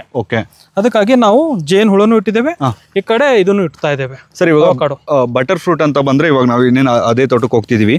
ಸೊ ಬಟರ್ ಫ್ರೂಟ್ ಅಂದ್ರೆ ತುಂಬಾ ಜನ ಏನ್ ಲೈಕ್ ಡ್ರ್ಯಾಗನ್ ಫ್ರೂಟ್ ಜೊತೆ ಕಂಪೇರ್ ಮಾಡ್ತಾರೆ. ಅಂದ್ರೆ ಮಾರ್ಕೆಟ್ ಬಿದ್ದೋಗಿದೆ, 50 ರೂಪಾಯಿ 60 ರೂಪಾಯಿ ರೈತರೆಲ್ಲ ತಗೊಬಂದು ರೋಡಲ್ಲಿ ಸೇಲ್ ಮಾಡ್ತಿದ್ದಾರೆ, ಹಾಗೆ ಹೇಗೆ ಅಂತ. ಸೊ ಏನ್ ಹೇಳ್ತೀರಾ ಸರ್ ಬಟರ್ ಫ್ರೂಟ್ ಬಗ್ಗೆ ನೀವು? ಒಂದು butter fruit and dragon fruit 2 ಬೇರೆ ಆಸ್ಪೆಕ್ಟ್ ಅಲ್ಲಿ ಹೋಗುವಂತ ಕ್ರಾಪ್ಸ್. ಬಟರ್ ಫ್ರೂಟ್ ಯಾಕೆ ನಾವು ಬೇರೆ ಆಸ್ಪೆಕ್ಟ್ ಅಲ್ಲಿ ಹೋಗುತ್ತೆ ಅಂತಂದ್ರೆ, ಈ ಹಣ್ಣು ಜಸ್ಟ್ ಈ ಡೊಮೆಸ್ಟಿಕ್ ಮಾರ್ಕೆಟ್ಗಲ್ಲ, ಇಂಟರ್ನ್ಯಾಷನಲ್ ಮಾರ್ಕೆಟ್ ಹೋಗುವಂತ ಹಣ್ಣಿದು ಮೆಕ್ಸಿಕನ್ ಹಾಸ್. ಇದರದ್ದು ಬೇಡಿಕೆ ಜಾಸ್ತಿ, ಇದರದ್ದು ಶೆಲ್ಫ್ ಲೈಫ್ ಜಾಸ್ತಿ, ತಿನ್ನಕ್ಕೆ ಟೇಸ್ಟ್ ಬರುತ್ತೆ. ನಾಟಿ ಹಣ್ಣಂಗಲ್ಲ. ನಮ್ಮ ಇದ್ರ ಫಿಗರ್ಸ್ ಏನಂತೀರ, ನಮ್ಮ ಬೇರೆ ಹಣ್ಣು ಏನಿದಾವಲ್ಲ ನೋಡಕ್ಕೆ ಸೈಜ್ ದೊಡ್ಡದು ಬರ್ಬೋದು, ರುಚಿ ಇಲ್ಲ. ಇದು ನಿಮ್ಗೆ ಸ್ಲೈಟ್ಲಿ ಒಂದು ಬಾಳೆ ಹಣ್ಣಿನ ಫೀಲ್ ಬರುತ್ತೆ ತಿನ್ನೋಕೆ. ಸೊ ಇದು ಟೇಬಲ್ ಫ್ರೂಟ್ ಅಂತೇವೆ. ಅಂದ್ರೆ ನಿಮ್ಮ ಮನೆ ಟೇಬಲ್ ಮೇಲೆ ಇಟ್ಟು ನಿಮ್ಗೆ ಬೇಕಂದ ಕಟ್ ಮಾಡೋದು ತಿನ್ಬಹುದು. ಬಟ್ ಬೇರೆ ಬಟರ್ ಫ್ರೂಟ್ ಜೇನು ತುಪ್ಪ ಇಲ್ಲ ಶುಗರ್ ಹಾಕಿ ಜ್ಯೂಸ್ ಮಾಡಿನೇ ಕುಡಿಬೇಕು. These are direct edible fruits. ಒಂದು ಆಮೇಲೆ ಇದ್ರ ಆಯಿಲ್ ಇವತ್ತು ಎಲ್ಲ ಕಾಸ್ಮೆಟಿಕ್ ಇಂಡಸ್ಟ್ರಿಯಲ್ಲಿ ನೀವು ಕರೆಕ್ಟ್ ಆಗಿ ನ್ಯಾಚುರಲ್ ಪ್ರಾಡಕ್ಟ್ಸ್ ನ್ಯಾಚುರಲ್ ಇಂಗ್ರೀಡಿಯೆಂಟ್ಸ್ ಅಂತ ಬರುತ್ತೆ. ಈ ನ್ಯಾಚುರಲ್ ಪ್ರಾಡಕ್ಟ್ ಅಂದ್ರೆ ಏನು, ಈ ಸೋಪ್, ಇದು ನಮ್ಮ ಅವಕಾಡೋದು ಏನು ಆಯಿಲ್ ಬರುತ್ತೆ, ಅದು ಆಯಿಲ್ ನ ಎಲ್ಲದರಲ್ಲಿ ಹಾಕ್ತಾರೆ, including the soaps. Okay, conditioner ಆಗಿ ವರ್ಕ್ ಮಾಡುತ್ತೆ ಅದು. ಓಕೆ, ಬ್ಯೂಟಿ ಪ್ರಾಡಕ್ಟ್ಸ್ ಅಲ್ಲಿ ಬರುತ್ತೆ, ಆಂಟಿ ಏಜಿಂಗ್ ಕ್ರೀಮ್ಸ್ ಅಲ್ಲಿ ಅದು ಬರುತ್ತೆ. ಇಷ್ಟು ಬೆನಿಫಿಷಿಯಲ್ ಇದ್ದಾಗ ನೀವು ವಿಚಾರ ಮಾಡಿ, ಜಸ್ಟ್ ಒಂದು ನಮ್ಮ ಬ್ಯೂಟಿ ಇಂಡಸ್ಟ್ರಿ ಏನಿದೆಯಲ್ಲ, $1 billion ಬಿಸ್ನೆಸ್ ಇದೆ. ಆ $1 billion business one of the pillar avocado seed oil ಹೋಗುತ್ತೆ. ಸೊ ಇದು ನಮ್ಮ ಅಂತಾರಾಷ್ಟ್ರೀಯ ಮಾರ್ಕೆಟ್ ಅಲ್ಲಿ ಒಪ್ಪಂದ ಇರೋದ್ರಿಂದ ಬೇಡಿಕೆ ಇರೋದ್ರಿಂದ ನಾವು ಇದನ್ನ ಬೆಳೀತಾ ಇದ್ದೇವೆ. ನಮ್ದು ಇದು ಬೈಬ್ಯಾಕ್ ಜೊತೆ ಟೈಅಪ್ ಇದೆ ನಾವೊಂದು ಕಂಪ್ನಿ ಜೊತೆ. ಸೊ ನಮ್ಗೆ 1 kgಗೆ 400 ರೂಪಾಯಿ ಅವರು ಬೇಡಿದ್ದಾರೆ. ಎಷ್ಟವರೆಗೂ ಟೈಅಪ್ ಇದೆ ಸರ್? ಎಷ್ಟು ದಿನದವರೆಗೂ? ಇದು ನಮ್ಗೆ 3 ವರ್ಷದ ನಾವು ಟೈಅಪ್ ಮಾಡ್ಕೊಂಡಿದ್ದೇವೆ ಇನಿಷಿಯಲಿ. ಅಷ್ಟಾದ್ಮೇಲೆ ನಾವೇ ಸ್ವಂತ ಬ್ರ್ಯಾಂಡ್ ಮಾಡ್ಬೇಕಂತ ಡಿಸೈಡ್ ಮಾಡಿದ್ದೇವೆ. ಯಾಕಂದ್ರೆ ನಮ್ದು ಇವತ್ತು ಹೆಚ್ಚು ಕಡಿಮೆ 4000 ಅವಕಾಡೋ ಗಿಡಗಳು ನಾವು ಹಾಕಿದ್ದೇವೆ. 2000 ದೊಡ್ಡ ಗಿಡಗಳು 2 ಈ ವರ್ಷ ಹಾಕಿರೋದು. ಇನ್ನು 3 ವರ್ಷ ಆದ್ಕೊಳ್ಳಿ ಎಲ್ಲಾನು ಹಣ್ಣು ಬಿಡಕ್ ಸ್ಟಾರ್ಟ್ ಆದ್ಮೇಲೆ ನಮ್ದೇ ಓನ್ ಬ್ರ್ಯಾಂಡ್ ಲಾಂಚ್ ಮಾಡಿ ನಾವು ಸಪ್ಲೈ ಮಾಡ್ಬೇಕಂತ. ಓಕೆ, ಅಂದ್ರೆ ಡೈರೆಕ್ಟ್ ಆಗಿ ಲೈಕ್ ಸೂಪರ್ ಮಾರ್ಕೆಟ್ಸ್ಗೆ ಅಂಡ್ ಬಿಗ್ಗೆಸ್ಟ್ ಕಂಪನೀಸ್ ಎಕ್ಸ್ಪೋರ್ಟ್ ಅಲ್ಲಿ ದುಬೈ, ಮಿಡಲ್ ಈಸ್ಟ್ ಗೆ. ಓಕೆ ಸರ್, ಇವಾಗ ಇನ್ನೊಂದು ಬಟರ್ ಫ್ರೂಟ್ ಬೆಳೆಯುವಂತವ್ರು ಒಂದು ಮೇಜರ್ ಸಮಸ್ಯೆನ ಅನುಭವಿಸ್ತಿದ್ದಾರೆ. ಏನಪ್ಪಾ ಅಂದ್ರೆ ಇವಾಗ ನಾವು ನಾರ್ಮಲ್ ಆಗಿ ಆಲೂಗಡ್ಡೆನೋ ಟೊಮೆಟೊನೋ ಏನಾದ್ರು ಬೆಳೆದ್ರೆ APMC ಮಾರ್ಕೆಟ್ ತಗೊಂಡೋಗಿ ಸೇಲ್ ಮಾಡ್ಬಿಡ್ಬೋದು. ಬಟ್ ಬಟರ್ ಫ್ರೂಟ್ ನ ಹಂಗೆ ಸೇಲ್ ಮಾಡಕ್ಕಾಗಲ್ಲ. ಯಾಕಂದ್ರೆ ಇವಾಗ ನೀವು ಬಟರ್ ಫ್ರೂಟ್ ಆಶ್ ಎತ್ಕೊಂಡು ಹೋದ್ರೆ ಹಳ್ಳಿ ಕಡೆ ಹಣ್ಣೇನಂತಾನೆ ಗೊತ್ತಿಲ್ಲ ಇದುವರೆಗೂ. ಎಲ್ಲೋ ಕೇಳಿರ್ತಾರೆ ಅಷ್ಟೇ, ಇದು ಬಟರ್ ಫ್ರೂಟ್ ಜ್ಯೂಸ್ ಅಂತ. ಅವಕಾಡೋ ಬಟರ್ ಫ್ರೂಟ್ ಒಂದೇ ಅಂತ ಕೂಡ ತುಂಬಾ ಜನ ಗೊತ್ತಿಲ್ಲ. ಸೊ ಓಪನ್ ಮಾರ್ಕೆಟ್ ಇಲ್ವಲ್ಲ, ಸೊ ಯಾವ ರೀತಿ ಅದನ್ನ ಓವರ್ಕಮ್ ಮಾಡ್ತೀರಾ ಸರ್? ನಮ್ದೇನಿದೆ, ನಮ್ಮ ನಂಬರು ನೀವು ಹಾಕ್ಬೋದು. ನನಗೆ ಎಷ್ಟು ಬೇಕಂದ್ರೂ ಅವಕಾಡೋ ನೀವು ಹಾಸ್ ಬೆಳೆಸಿ ನಂಗೆ ಕೊಡಿ. ಓಕೆ, ಏನಾಗುತ್ತೆ ಓಪನ್ ಮಾರ್ಕೆಟ್ ಇಲ್ಲ ಅನ್ನೋದೇ ಒಂದು ಅಡ್ವಾಂಟೇಜ್ ಅಂಡ್ ಡಿಸ್ಅಡ್ವಾಂಟೇಜ್. ಅದು ಅಡ್ವಾಂಟೇಜ್ ಏನಂದ್ರೆ ಕಳ್ತನ ಮಾಡಲ್ಲ. ನೀವು ಹೊಲದಲ್ಲಿ ಇದು ಬೆಳೆದಿಟ್ಟು ಹೋದ್ರೆ ಬೇರೆ ಊರಲ್ಲಿ ನೀವು ಮಲ್ಕೊಳ್ಳಿ, ಇದನ್ನ ಬಂದು ಯಾರು ಸುತ್ತಮುತ್ತಲು ಒಯ್ಯಲ್ಲ. ಅರ್ಥ ಆಯ್ತು? ಯಾಕಂದ್ರೆ ಮಾರ್ಕೆಟಿಂಗ್ ಇಲ್ಲಿಲ್ಲ ಬಿಡು ಅಂತ ಹೇಳಿ. ಬಟ್ ಅದೇ ನೀವು ಸ್ಮಾಲ್ ಕ್ವಾಂಟಿಟಿಯಲ್ಲಿ ಬೆಳೆದಾಗ ನಿಮಗೂ ಒಯ್ಯೋದು ಕಷ್ಟ ಆಗ್ಬೋದು. ಓಕೆ, ನಾನು ಹೇಳೋದಂದ್ರೆ ಮಿನಿಮಮ್ 1 ಎಕರೆ ಮಾಡಿ. ಯಾಕಂದ್ರೆ ಒಂದು ಮರ 200 kg ಹಣ್ಣು ಕೊಡುತ್ತೆ. 1 ಎಕರೆಗೆ 200 ಮರ ಕೊಂದಿರುತ್ತೆ. ನೀವು 40 ಟನ್ ಇಳುವರಿ ತಗೋಬಹುದು ಹೆಚ್ಚು ಕಡಿಮೆ. ಅವಾಗ ನಿಮ್ಗೆ ಮಾರ್ಕೆಟಿಂಗ್ ಫಿಸಿಬಲ್ ಆಗೇ ಆಗುತ್ತೆ. ಒಂದು ಇಲ್ಲ ಅಂತಂದ್ರೆ ನೀವು ನಮ್ಗೆ ನೇರವಾಗಿ ಸಂಪರ್ಕಿಸಿ, ತಗೊಂಡವ್ರ ನಂಬರ್ ನಾನು ಕೊಡ್ತೇನೆ, ಅವ್ರಿಗೆ ಮಾತಾಡ್ಕೊಳ್ಳಿ, ರೇಟ್ ಹೊಂದಿಸ್ಕೊಳ್ಳಿ. ಬೇಸ್ಡ್ ಆನ್ ನಿಮ್ಮ ಏರಿಯಾ ಮೇಲೆ ಅವರು ರೇಟ್ ಕೊಡ್ತಾರೆ. ಅಲ್ಲೊಂದು ಇದಿದೆ, ಹೋಗೋಣ ಸರ್ ಅಲ್ಲಿಗೆ. ಬನ್ನಿ. ಇವಾಗ ಆಯ್ತು, ಬಟರ್ ಫ್ರೂಟ್ ಬೇರೆ ತಳಿಗಳದೆಲ್ಲ ಇವಾಗ ಆಲ್ರೆಡಿ ಕೆಲವೊಂದ್ ಕಡೆ ನೋಡಿದ್ರೆ 50 ರೂಪೀಸ್ ಅಥವಾ 60 ರೂಪೀಸ್ 100 ರೂಪೀಸ್ಗೆಲ್ಲ ಸೇಲ್ ಮಾಡ್ತಿದ್ದಾರೆ. ಕೆಲವು ರೈತರು ಕೂರ್ಗು ಅವಕಾಡೋ ಅಂತ ಹೇಳ್ಬಿಟ್ಟು ತಗೊಬಂದು ಡೈರೆಕ್ಟ್ ಆಗಿ ಬೆಂಗಳೂರಲ್ಲಿ ಸೇಲ್ ಮಾಡ್ತಿದ್ದಾರೆ 150 to 200 ರೂಪೀಸ್. ಓಕೆ, ಸೊ ನಿಮ್ಮ ಎಸ್ಟಿಮೇಷನ್ ಪ್ರಕಾರ ಈ ಬಟರ್ ಫ್ರೂಟ್ ಆಶ್ ಅನ್ನೋದು ಇನ್ನೂ 6 months ಅಥವಾ 1 year ಆದ್ರೂ ಇದೇ ರೀತಿ ಇರುತ್ತಾ ಮಾರ್ಕೆಟ್? ಸಾರಿ, 1 year, 2 years, 3 years ವರ್ಗೂ ಕೂಡ? 5 years, ಟೇಕ್ ಮೈ ವರ್ಡ್ಸ್, ಇನ್ನು 5 years ಹ್ಯಾಸ್ಗೆ ಮಾರ್ಕೆಟ್ ಹೋಗಲ್ಲ. ಇಲ್ಲಿ ನೀವು ಹಣ್ಣು ನೋಡ್ಬೋದು ಅಜಿತ್ ಅವ್ರೆ, ಇಲ್ಲಿ ಕ್ಲೋಸ್ ಬಂದ್ರೆ ಗೊತ್ತಾಗುತ್ತೆ ನೋಡಿ. ಹಣ್ಣು ಇದು ಕ್ರೊಕೊಡೈಲ್ ಬಾರ್ಕ್. ಓಕೆ, ಮೊಸಳೆ ಚರ್ಮ ಇದ್ದಂಗಿರುತ್ತೆ ಹಣ್ಣು. ಒಂದು ಗಿಡದಲ್ಲಿ ಕೇವಲ 2 ವರ್ಷದ ಗಿಡ, ನಿಮ್ಗೆ ಎಷ್ಟು ಹಣ್ಣು ಕಾಣುತ್ತೆ? ಒಂದು 50-60 ಹಣ್ಣು. ನೀವೆಲ್ಲ ಕಡೆ ನೋಡಿ, ಎಲ್ಲಿ ಬೇಕಲ್ಲಿ ನಾನು ನಿಮ್ಗೆ ತೋರಿಸ್ತೇನೆ. ಗೊನೆಯಲ್ಲಿ ಹಣ್ಣು. ಓಕೆ, ಒಂದು ಹಣ್ಣು 150 ರಿಂದ 180 ಗ್ರಾಮ್ ಬರುತ್ತೆ. ಓಕೆ, ನಮ್ಮ ಈ ಮರ ಈಗ ನಿಂತ ಜಾಗದಲ್ಲಿ 6 ರಿಂದ 8 kg ಕೊಟ್ಟಿದೆ. 2ನೇ ವರ್ಷ. ಇದೇ 6ನೇ ವರ್ಷ ಇತ್ತಂದ್ರೆ ಎಷ್ಟಾಗುತ್ತೆ ವಿಚಾರ ಮಾಡಿ. 20 ವರ್ಷಕ್ಕೆ ಹೋದ್ರೆ ಎಷ್ಟು? ಇದ್ರ ಲೈಫ್ ಬಂದು 40 ವರ್ಷ. ಇದು ಗಂಧದ ಜೊತೆ ಇದ್ದಿದ್ದಕ್ಕೆ ಇಳುವರಿ ಕಡಿಮೆ ಇದೆ. ಇದು ಗಂಧದ ಜೊತೆ ಇಲ್ಲ ಅಂದ್ರೆ ಕನಿಷ್ಠ ಇದು 10 kg ಆದ್ರೂ ಕೊಡ್ತಾ ಇತ್ತು. ಓಕೆ, ಈ 10 kg ಇಂಟು 400 ರೂಪಾಯಿ ಮಾಡಿದ್ರೆ ಎಷ್ಟಾಯ್ತು? ನಿಮ್ಗೆ ಯಾವ್ದಾದ್ರು ಗಿಡದಲ್ಲಿ 2 ವರ್ಷಕ್ಕೆ ಏನಾದ್ರು ಅಷ್ಟು ಲಾಭ ಬರುತ್ತೆ ಅಂದ್ರೆ ನಾನು ಫಾರ್ಮಿಂಗ್ ಮಾಡೋದು ಬಿಟ್ಬಿಡ್ತೇನೆ. ಯಾಕೆ ಇಷ್ಟು ಕಾನ್ಫಿಡೆನ್ಸ್ ಅಲ್ಲಿ ಹೇಳೋದಂದ್ರೆ ಮೇಂಟೆನೆನ್ಸ್ ಇರುತ್ತೆ ಸ್ವಲ್ಪ, ಅದೇನು ನಾವು ಇದು ಮಾಡ್ತಾ ಇಲ್ಲ, ಡಿನೈ ಮಾಡ್ತಾ ಇಲ್ಲ. ಆದರೆ ಇದರ ಇಳುವರಿ ಸುಳ್ಳಲ್ಲ. ಓಕೆ, ಇದರ ಇಳುವರಿ ನೀವು ನೋಡ್ಬೋದು. ನೀವು ಇಲ್ಲೇ ಇದೆ ನಮ್ಮ ತೋಟ, ನೀವು ಬರ್ಬೋದು, ವೀಕ್ಷಿಸ್ಬೋದು. ನಾವು ಎಲ್ಲ ಗಿಡದಲ್ಲಿ ಅದು ಇಟ್ಟಿಲ್ಲ. 2 ರೀಸನ್. ಒಂದು, ನಾವು ಹನಿ ಬಿ ಇಟ್ಟಿದ್ದಿಲ್ಲ ಸ್ಟಾರ್ಟಿಂಗ್, ಅದಕ್ಕೆ ನಮ್ಮ ಪಾಲಿನೇಷನ್ ಕಡಿಮೆ ಆಯಿತು. ಸೆಕೆಂಡ್ ಏನಾಯ್ತು ಅಂತಂದರೆ ನಾವು ಪ್ರೂನಿಂಗ್ ಮಾಡ್ತಾ ಇದ್ವಿ. ಪ್ರೂನಿಂಗ್ ಮಾಡಿದಾಗ ಹೂವು ಎಷ್ಟಿರುತ್ತೆ ಅದನ್ನೆಲ್ಲ ತೆಗೆದು ಇಟ್ಕೊಂಡಿದ್ವಿ. ಬಟ್ 1-2 ಗಿಡಕ್ಕೆ ನಾವು ನೋಡ್ಬೇಕಂತ ನಮ್ಗೆ ಕುತೂಹಲ ಇತ್ತು. ಅದಕ್ಕೆ ನಾವು ಬೆಳೆದ್ವಿ. ನಮಗೆ ರಿಸಲ್ಟ್ ನೋಡಿ ಫುಲ್ಲ ಖುಷಿ ಆಯಿತು. ಅದಕ್ಕೆ ಈಗ ನಾವು ಏನು ಹೊಸ ಗಿಡಗಳು ಹಾಕಿದ್ದೇವಲ್ಲ, ಇದರ ಬೆಳೆ, ಇದರ ರಿಸಲ್ಟ್ ನೋಡ್ಕೊಂಡು ಹಾಕ್ತಾ ಇದ್ದೇವೆ. ಅಂದರೆ ಇದಕ್ಕೆ ಒಳ್ಳೆ ರೇಟ್ ಸಿಕ್ತು, ಆಮೇಲೆ ಈಲ್ಡು ಬಂತು. ನಾನು ಎಕ್ಸ್ಟ್ರಾ ಮತ್ತೆ 2000 ಗಿಡನ ತರಿಸಿ ಹಾಕಿದ್ದೇನೆ. ಇವು ಗಿಡಗಳು ಹೊರದೇಶದ ಗಿಡಗಳು, ಹಾಗಾಗಿ ಇದು ಹವಾಮಾನನ ತಡೆಯುತ್ತೆ, ಬಿಸಿಲನ್ನ ತಡೆಯುತ್ತೆ. ಹ್ಯಾಸು ಭಾಳ ಕಡೆ ಸಿಗುತ್ತೆ. ಏನಾಗುತ್ತೆ, ಹ್ಯಾಸಲ್ಲಿ ರೂಟ್ ಸ್ಟಾಕ್ ಅಂತ ಇರುತ್ತೆ, ಬೇರಿನ ಭಾಗ ಏನಿರುತ್ತಲ್ಲ ಅದು ನಮ್ಮ ಮಡಿಕೇರಿ ತಳಿ ಇದಿತ್ತಂದ್ರೆ ಈ ಬಿಸಿಲಿಗೆ ತಡೆಯಲ್ಲ, ಅದು ಹೀಟಿಗೆ ಅದು ಒಣಗಿಬಿಡುತ್ತೆ. ಬಟ್ ನೀವು ಇದೇ ಇಟಿಂಗರು ಪಿಂಕಟನ್ ಬುಡದಲ್ಲಿತ್ತು, ರೂಟ್ ಸ್ಟಾಕಲ್ಲಿದ್ದು ಮೇಲೆ ಕಸಿ ಕಟ್ಟಿರೋದು ಹ್ಯಾಸ್ ಕಟ್ಟಿದ್ರೆ ಹಿಂಗೆ 2ನೇ ವರ್ಷಕ್ಕೆ ಬರುತ್ತೆ. ಅಂದ್ರೆ ಒಂದು ಫರಾರ್ ಇಂಜನ್ನೇ ಹಾಕೋದು ಬೆಟ್ರು. ಅರ್ಥ ಆಯ್ತು? ಫರಾರ್ ಇಂಜನ್ ತೊಗೊಂಡು ನಾನು ಇಂಡಿಕಾಗಿ ಹಾಕಿದ್ರೆ ಓಡಲ್ಲ ಅದು, ಯಾಕಂದ್ರೆ ಅದ್ರ ಟೈರ್ ಸೈಜು ಹಿಂಗೆ. ಇದು ಇಳುವರಿ ಕೊಡೋಕೆ ತೆಳಗಡೆ ಬೇರು ಶಕ್ತಿ ಇರಬೇಕು, ಅಷ್ಟು ಎನರ್ಜಿ ತಗೊಂಡು ಕೊಡೋಷ್ಟು. ಇದು ಇಂಪೋರ್ಟೆಡ್ ಸರ್, ಬೇರೆ ಕಡೆ? ಈ ಗಿಡಗಳು ಎಲ್ಲ ನಾವು ಹಾಕ್ತಾ ಇರೋದು ಎಲ್ಲ ಇಂಪೋರ್ಟೆಡ್. ಎಕ್ಸ್ಪೆರಿಮೆಂಟ್ ಅಲ್ಲಿ ಇದ್ದಾಗ ಕಡಿಮೆ ತರಿಸಿದ್ವಿ. ಒನ್ಸ್ ವಿ ಗಾಟ್ ಕಾನ್ಫಿಡೆಂಟ್ ನಾವೆಲ್ಲ ಕಡೆ ಇದನ್ನ ಹಾಕ್ತೀವಿ. ಏನ್ ಪ್ರೈಸ್ ಆಯ್ತು ಸರ್ ಇವಾಗ ರೈತರು ಯಾರಾದ್ರೂ ತಗೋಬೇಕಂದ್ರೆ ನಿಮ್ಮ ಮೂಲಕ? ಇದು ನಾವು 750 ರೂಪೀಸ್ ಪರ್ ಪ್ಲಾಂಟ್ ಕಾಸ್ಟ್ ಆಗ್ತಾ ಇದೆ. ಬಲ್ಕ್ ಅಲ್ಲಿ ತಗೊಂಡ್ರೆ ನಾವು ನೋಡಿ ಡೆಲಿವರಿ ನಮ್ದೇ ಕೊಡ್ಬೋದು. ಓಕೆ, ನೀವು ಬೇರೆ ಎಲ್ಲಿಂದ ತರಿಸಿದ್ದು ಸರ್ ಇದು? ಇದು ಇಸ್ರೇಲ್ ಇಂಪೋರ್ಟ್ ಬರುತ್ತೆ. ಇದು ಸ್ಟಿಕ್ಸ್ ಬಂದಿರುತ್ತೆ, ನಾವು ಅದನ್ನ ರೀಬ್ಯಾಗ್ ಮಾಡಿಸ್ತೇವೆ. ನಮ್ದೇ ಒಂದು ಇದು ತೋರಿಸ್ತೇನೆ ನಿಮಗೆ. ಅಲ್ಲಿ ರೀಬ್ಯಾಗ್ ಮಾಡ್ಕೊಂಡು ಆಮೇಲೆ ಡಿಸ್ಟ್ರಿಬ್ಯೂಟ್ ಮಾಡ್ತೇವೆ ನಾವು. Okay. ದೊಡ್ಡ ಗಿಡಗಳು ನಾವು 1200 rupees ಮಾರ್ತೇವೆ. ಆಲ್ಮೋಸ್ಟ್ 1.5 to 3 feet ಗಿಡಗಳು ಇದ್ದಾಗ ನಿಮ್ಗೆ ಸ್ವಲ್ಪ ಚಿಕ್ಕ ಗಿಡ ಹೆಂಗಿದ್ರು ಅಂದ್ರೆ ಹೆಂಗಂದ್ರೆ ಏಜ್ ವೈಸ್ ಹೆಂಗಲ್ಲ, ಇನ್ನು ಬುಷಿ ಆಗಿರೋದಿಲ್ಲ ಅಂತ ಗಿಡ ನಿಮ್ಗೆಲ್ಲ 750 ನಾವು ಕೊಡ್ಬೋದು. ಓಕೆ, ಇನ್ನೊಂದು ರೈಸ್ಡ್ ಬೆಡ್ ಸಿಸ್ಟಮ್ ಅಂತ ಕರೀತಾರಲ್ಲ ಸರ್, ಅದು ಕಂಪಲ್ಸರಿ ಅಂತ ಹೇಳ್ಬಿಟ್ಟು ಕೆಲವೊಬ್ರು ರೆಕಮೆಂಡ್ ಮಾಡ್ತಾರೆ ಬಟರ್ ಫ್ರೂಟ್ಗೆ, ಏನ್ ಹೇಳ್ತೀರಾ ಸರ್ ಅದಕ್ಕೆ? ನಮ್ಮ ಇಲ್ಲಿ ಯಾವ್ದಾದ್ರು ನಿಮ್ಗೆ ರೈಸ್ ಬೆಡ್ ಕಾಣ್ತಿದೆ? ಇಲ್ಲ. ಯಾಕೆ ರೈಸ್ ಬೆಡ್ ಎಂತವ್ರು ಮಾಡ್ಬೇಕಂದ್ರೆ ಯಾರು ಮಣ್ಣಲ್ಲಿ ನೀರಿನ ತೇವಾಂಶ ಜಾಸ್ತಿ ಹಿಡಿಯುತ್ತೋ ಅವ್ರು ರೈಸ್ ಬೆಡ್ ಮಾಡೋದು ಖಚಿತ, ಅವ್ರು ಮಾಡ್ಲೇಬೇಕು. ಯಾಕಂದ್ರೆ ಇದರಲ್ಲಿ ಫಂಗಸ್ ಇನ್ಫೆಕ್ಷನ್ಸ್ ಬಹಳ ಆಗುತ್ತೆ. ಸೊ ನಮ್ದು ಇಲ್ಲಿ ಫ್ಲಾಟ್ ಬೆಡ್ ಯಾಕೆ ಇಟ್ಟಿದ್ದೇವೆ, ಇಲ್ಲಿ ನೀರ್ ನಿಲ್ಲಲ್ಲ, ಇದು ಹೈಟ್ ಇದೆ, ಇದ್ರ ಕೆಳಗಡೆ ಲ್ಯಾಂಡ್ಸ್ ಇನ್ನೂ ಇದಾವೆ, ಇಲ್ಲಿ ನೀರ್ ಅಲ್ಲಿ ಹೋಗುತ್ತೆ ಅಂತಲೇ ರೈಸ್ ಬೆಡ್ ಮಾಡಿದೆ ನಾವು, ಇಲ್ಲ ಅಂತ ಹೇಳ್ತಾ ಇಲ್ಲ. ಬಟ್ ಈ ಪರ್ಟಿಕ್ಯುಲರ್ ಜಾಗದಲ್ಲಿ ನಮ್ಗೆ ಅವಶ್ಯಕತೆ ಇಲ್ಲ, ಯಾವ್ದು ಹೈಯರ್ ಎಲಿವೇಶನ್ ಅಲ್ಲಿ ಇರುತ್ತೆ ಅದಕ್ಕೆ ರೈಸ್ ಬೆಡ್ ನಾವು ಮಾಡಲ್ಲ.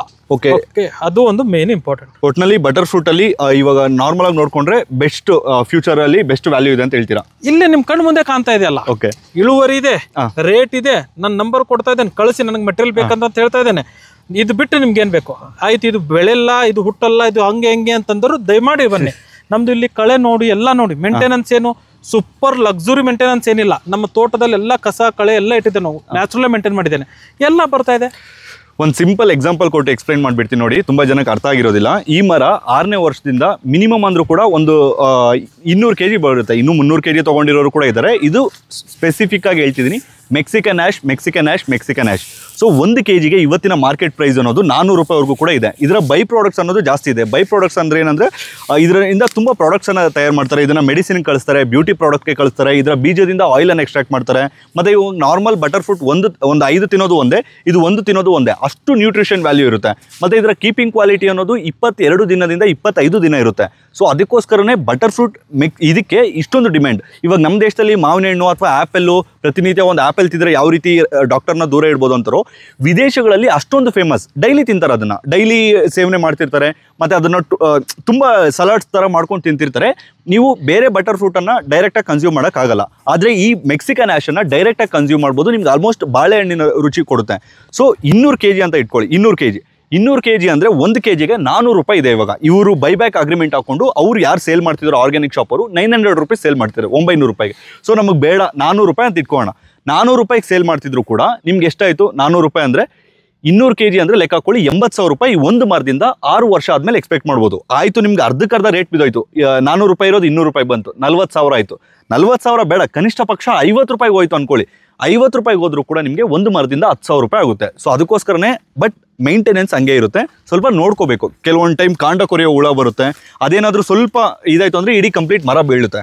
ಇವಾಗ ಎಲ್ಲಿ ಚೆನ್ನಾಗಿ ಪ್ರಾಫಿಟ್ ಬರುತ್ತೋ ಅಲ್ಲಿ ನಾವು ನೋಡ್ಕೊಳ್ಳೇಬೇಕು. ಸುಮ್ಮನೆ ಹಿಂಗೆ ಬಿಸಾಕ್ಬಿಟ್ರೆ ಯಾವುದು ಕೂಡ ಬರೋದಿಲ್ಲ, ಕಷ್ಟಪಡದೆ ಏನು ಬರಲ್ಲ. ಭಾಳ ಈಸಿಯಾಗಿ ದುಡ್ಡು ಮಾಡೋಕ್ಕಾಗಲ್ಲ, ನೆನ್ಪಿಟ್ಕೊಳ್ಳಿ, ಕಷ್ಟನ ಪಡಬೇಕು. ಆಮೇಲೆ ನಮ್ಮ ತೋಟದಲ್ಲಿ ಇನ್ನೊಂದು ನಾನು ಏನಂದರೆ, ನಾವು ಎಷ್ಟು ಲ್ಯಾಂಡ್ ಯುಟಿಲೈಸೇಷನ್ ಮಾಡ್ತಿದ್ದೇವೆ ಅಂತ ಹೇಳ್ತೇನೆ. ನಮ್ಮದು ಹಸುಗಳಿದೆ, ಗಿರ್ ಹಸು, ಇಲ್ಲಿ ನಮ್ದು ಗಂಧದ ಗಿಡ ಇದೆ, ಇಲ್ಲಿ ಅವಕಾಡೋ ಬರ್ತಿದೆ. ಈ ಲ್ಯಾಂಡಿಗೂ ನಾವು ನೇಪಿಯರ್ ಹಾಕೊಂಡಿದ್ದೇವೆ. ಓಕೆ, ಇದನ್ನ ನಾವು ಹಸಿರು ನಮ್ಮ ಇವೆಲ್ಲ ಸಾವಯವ ಇದ್ದಿದ್ದಕ್ಕೆ ನಾವು ಇದೇ ಮೇವನ್ನ ನನ್ನ ಹಸುಗೆ ಹಾಕ್ತೇನೆ, ಅದರಿಂದ ನಾವು ಹಾಲು ತಗೊಂಡು ತುಪ್ಪ ಮಾಡೋದು ಅದೆಲ್ಲ ಮಾಡ್ತೇವೆ. ಇಲ್ಲಿ ಮಲ್ಟಿ ಲೇಯರ್ ಸಿಸ್ಟಮ್ ಏನಂತಾರೆ ಜನ, ಅದು ನಾನು ಇಲ್ಲಿ ತೋರಿಸ್ತಾ ಇದ್ದೇನೆ. ಓಕೆ, ನನಗೆ ಗೊಬ್ಬರ ಕೊಡುವ ಅವಶ್ಯಕತೆ ಇಲ್ಲ, ಅಲ್ಲಿಂದ ಗೊಬ್ಬರ ರೆಡಿ ಆಗುತ್ತೆ.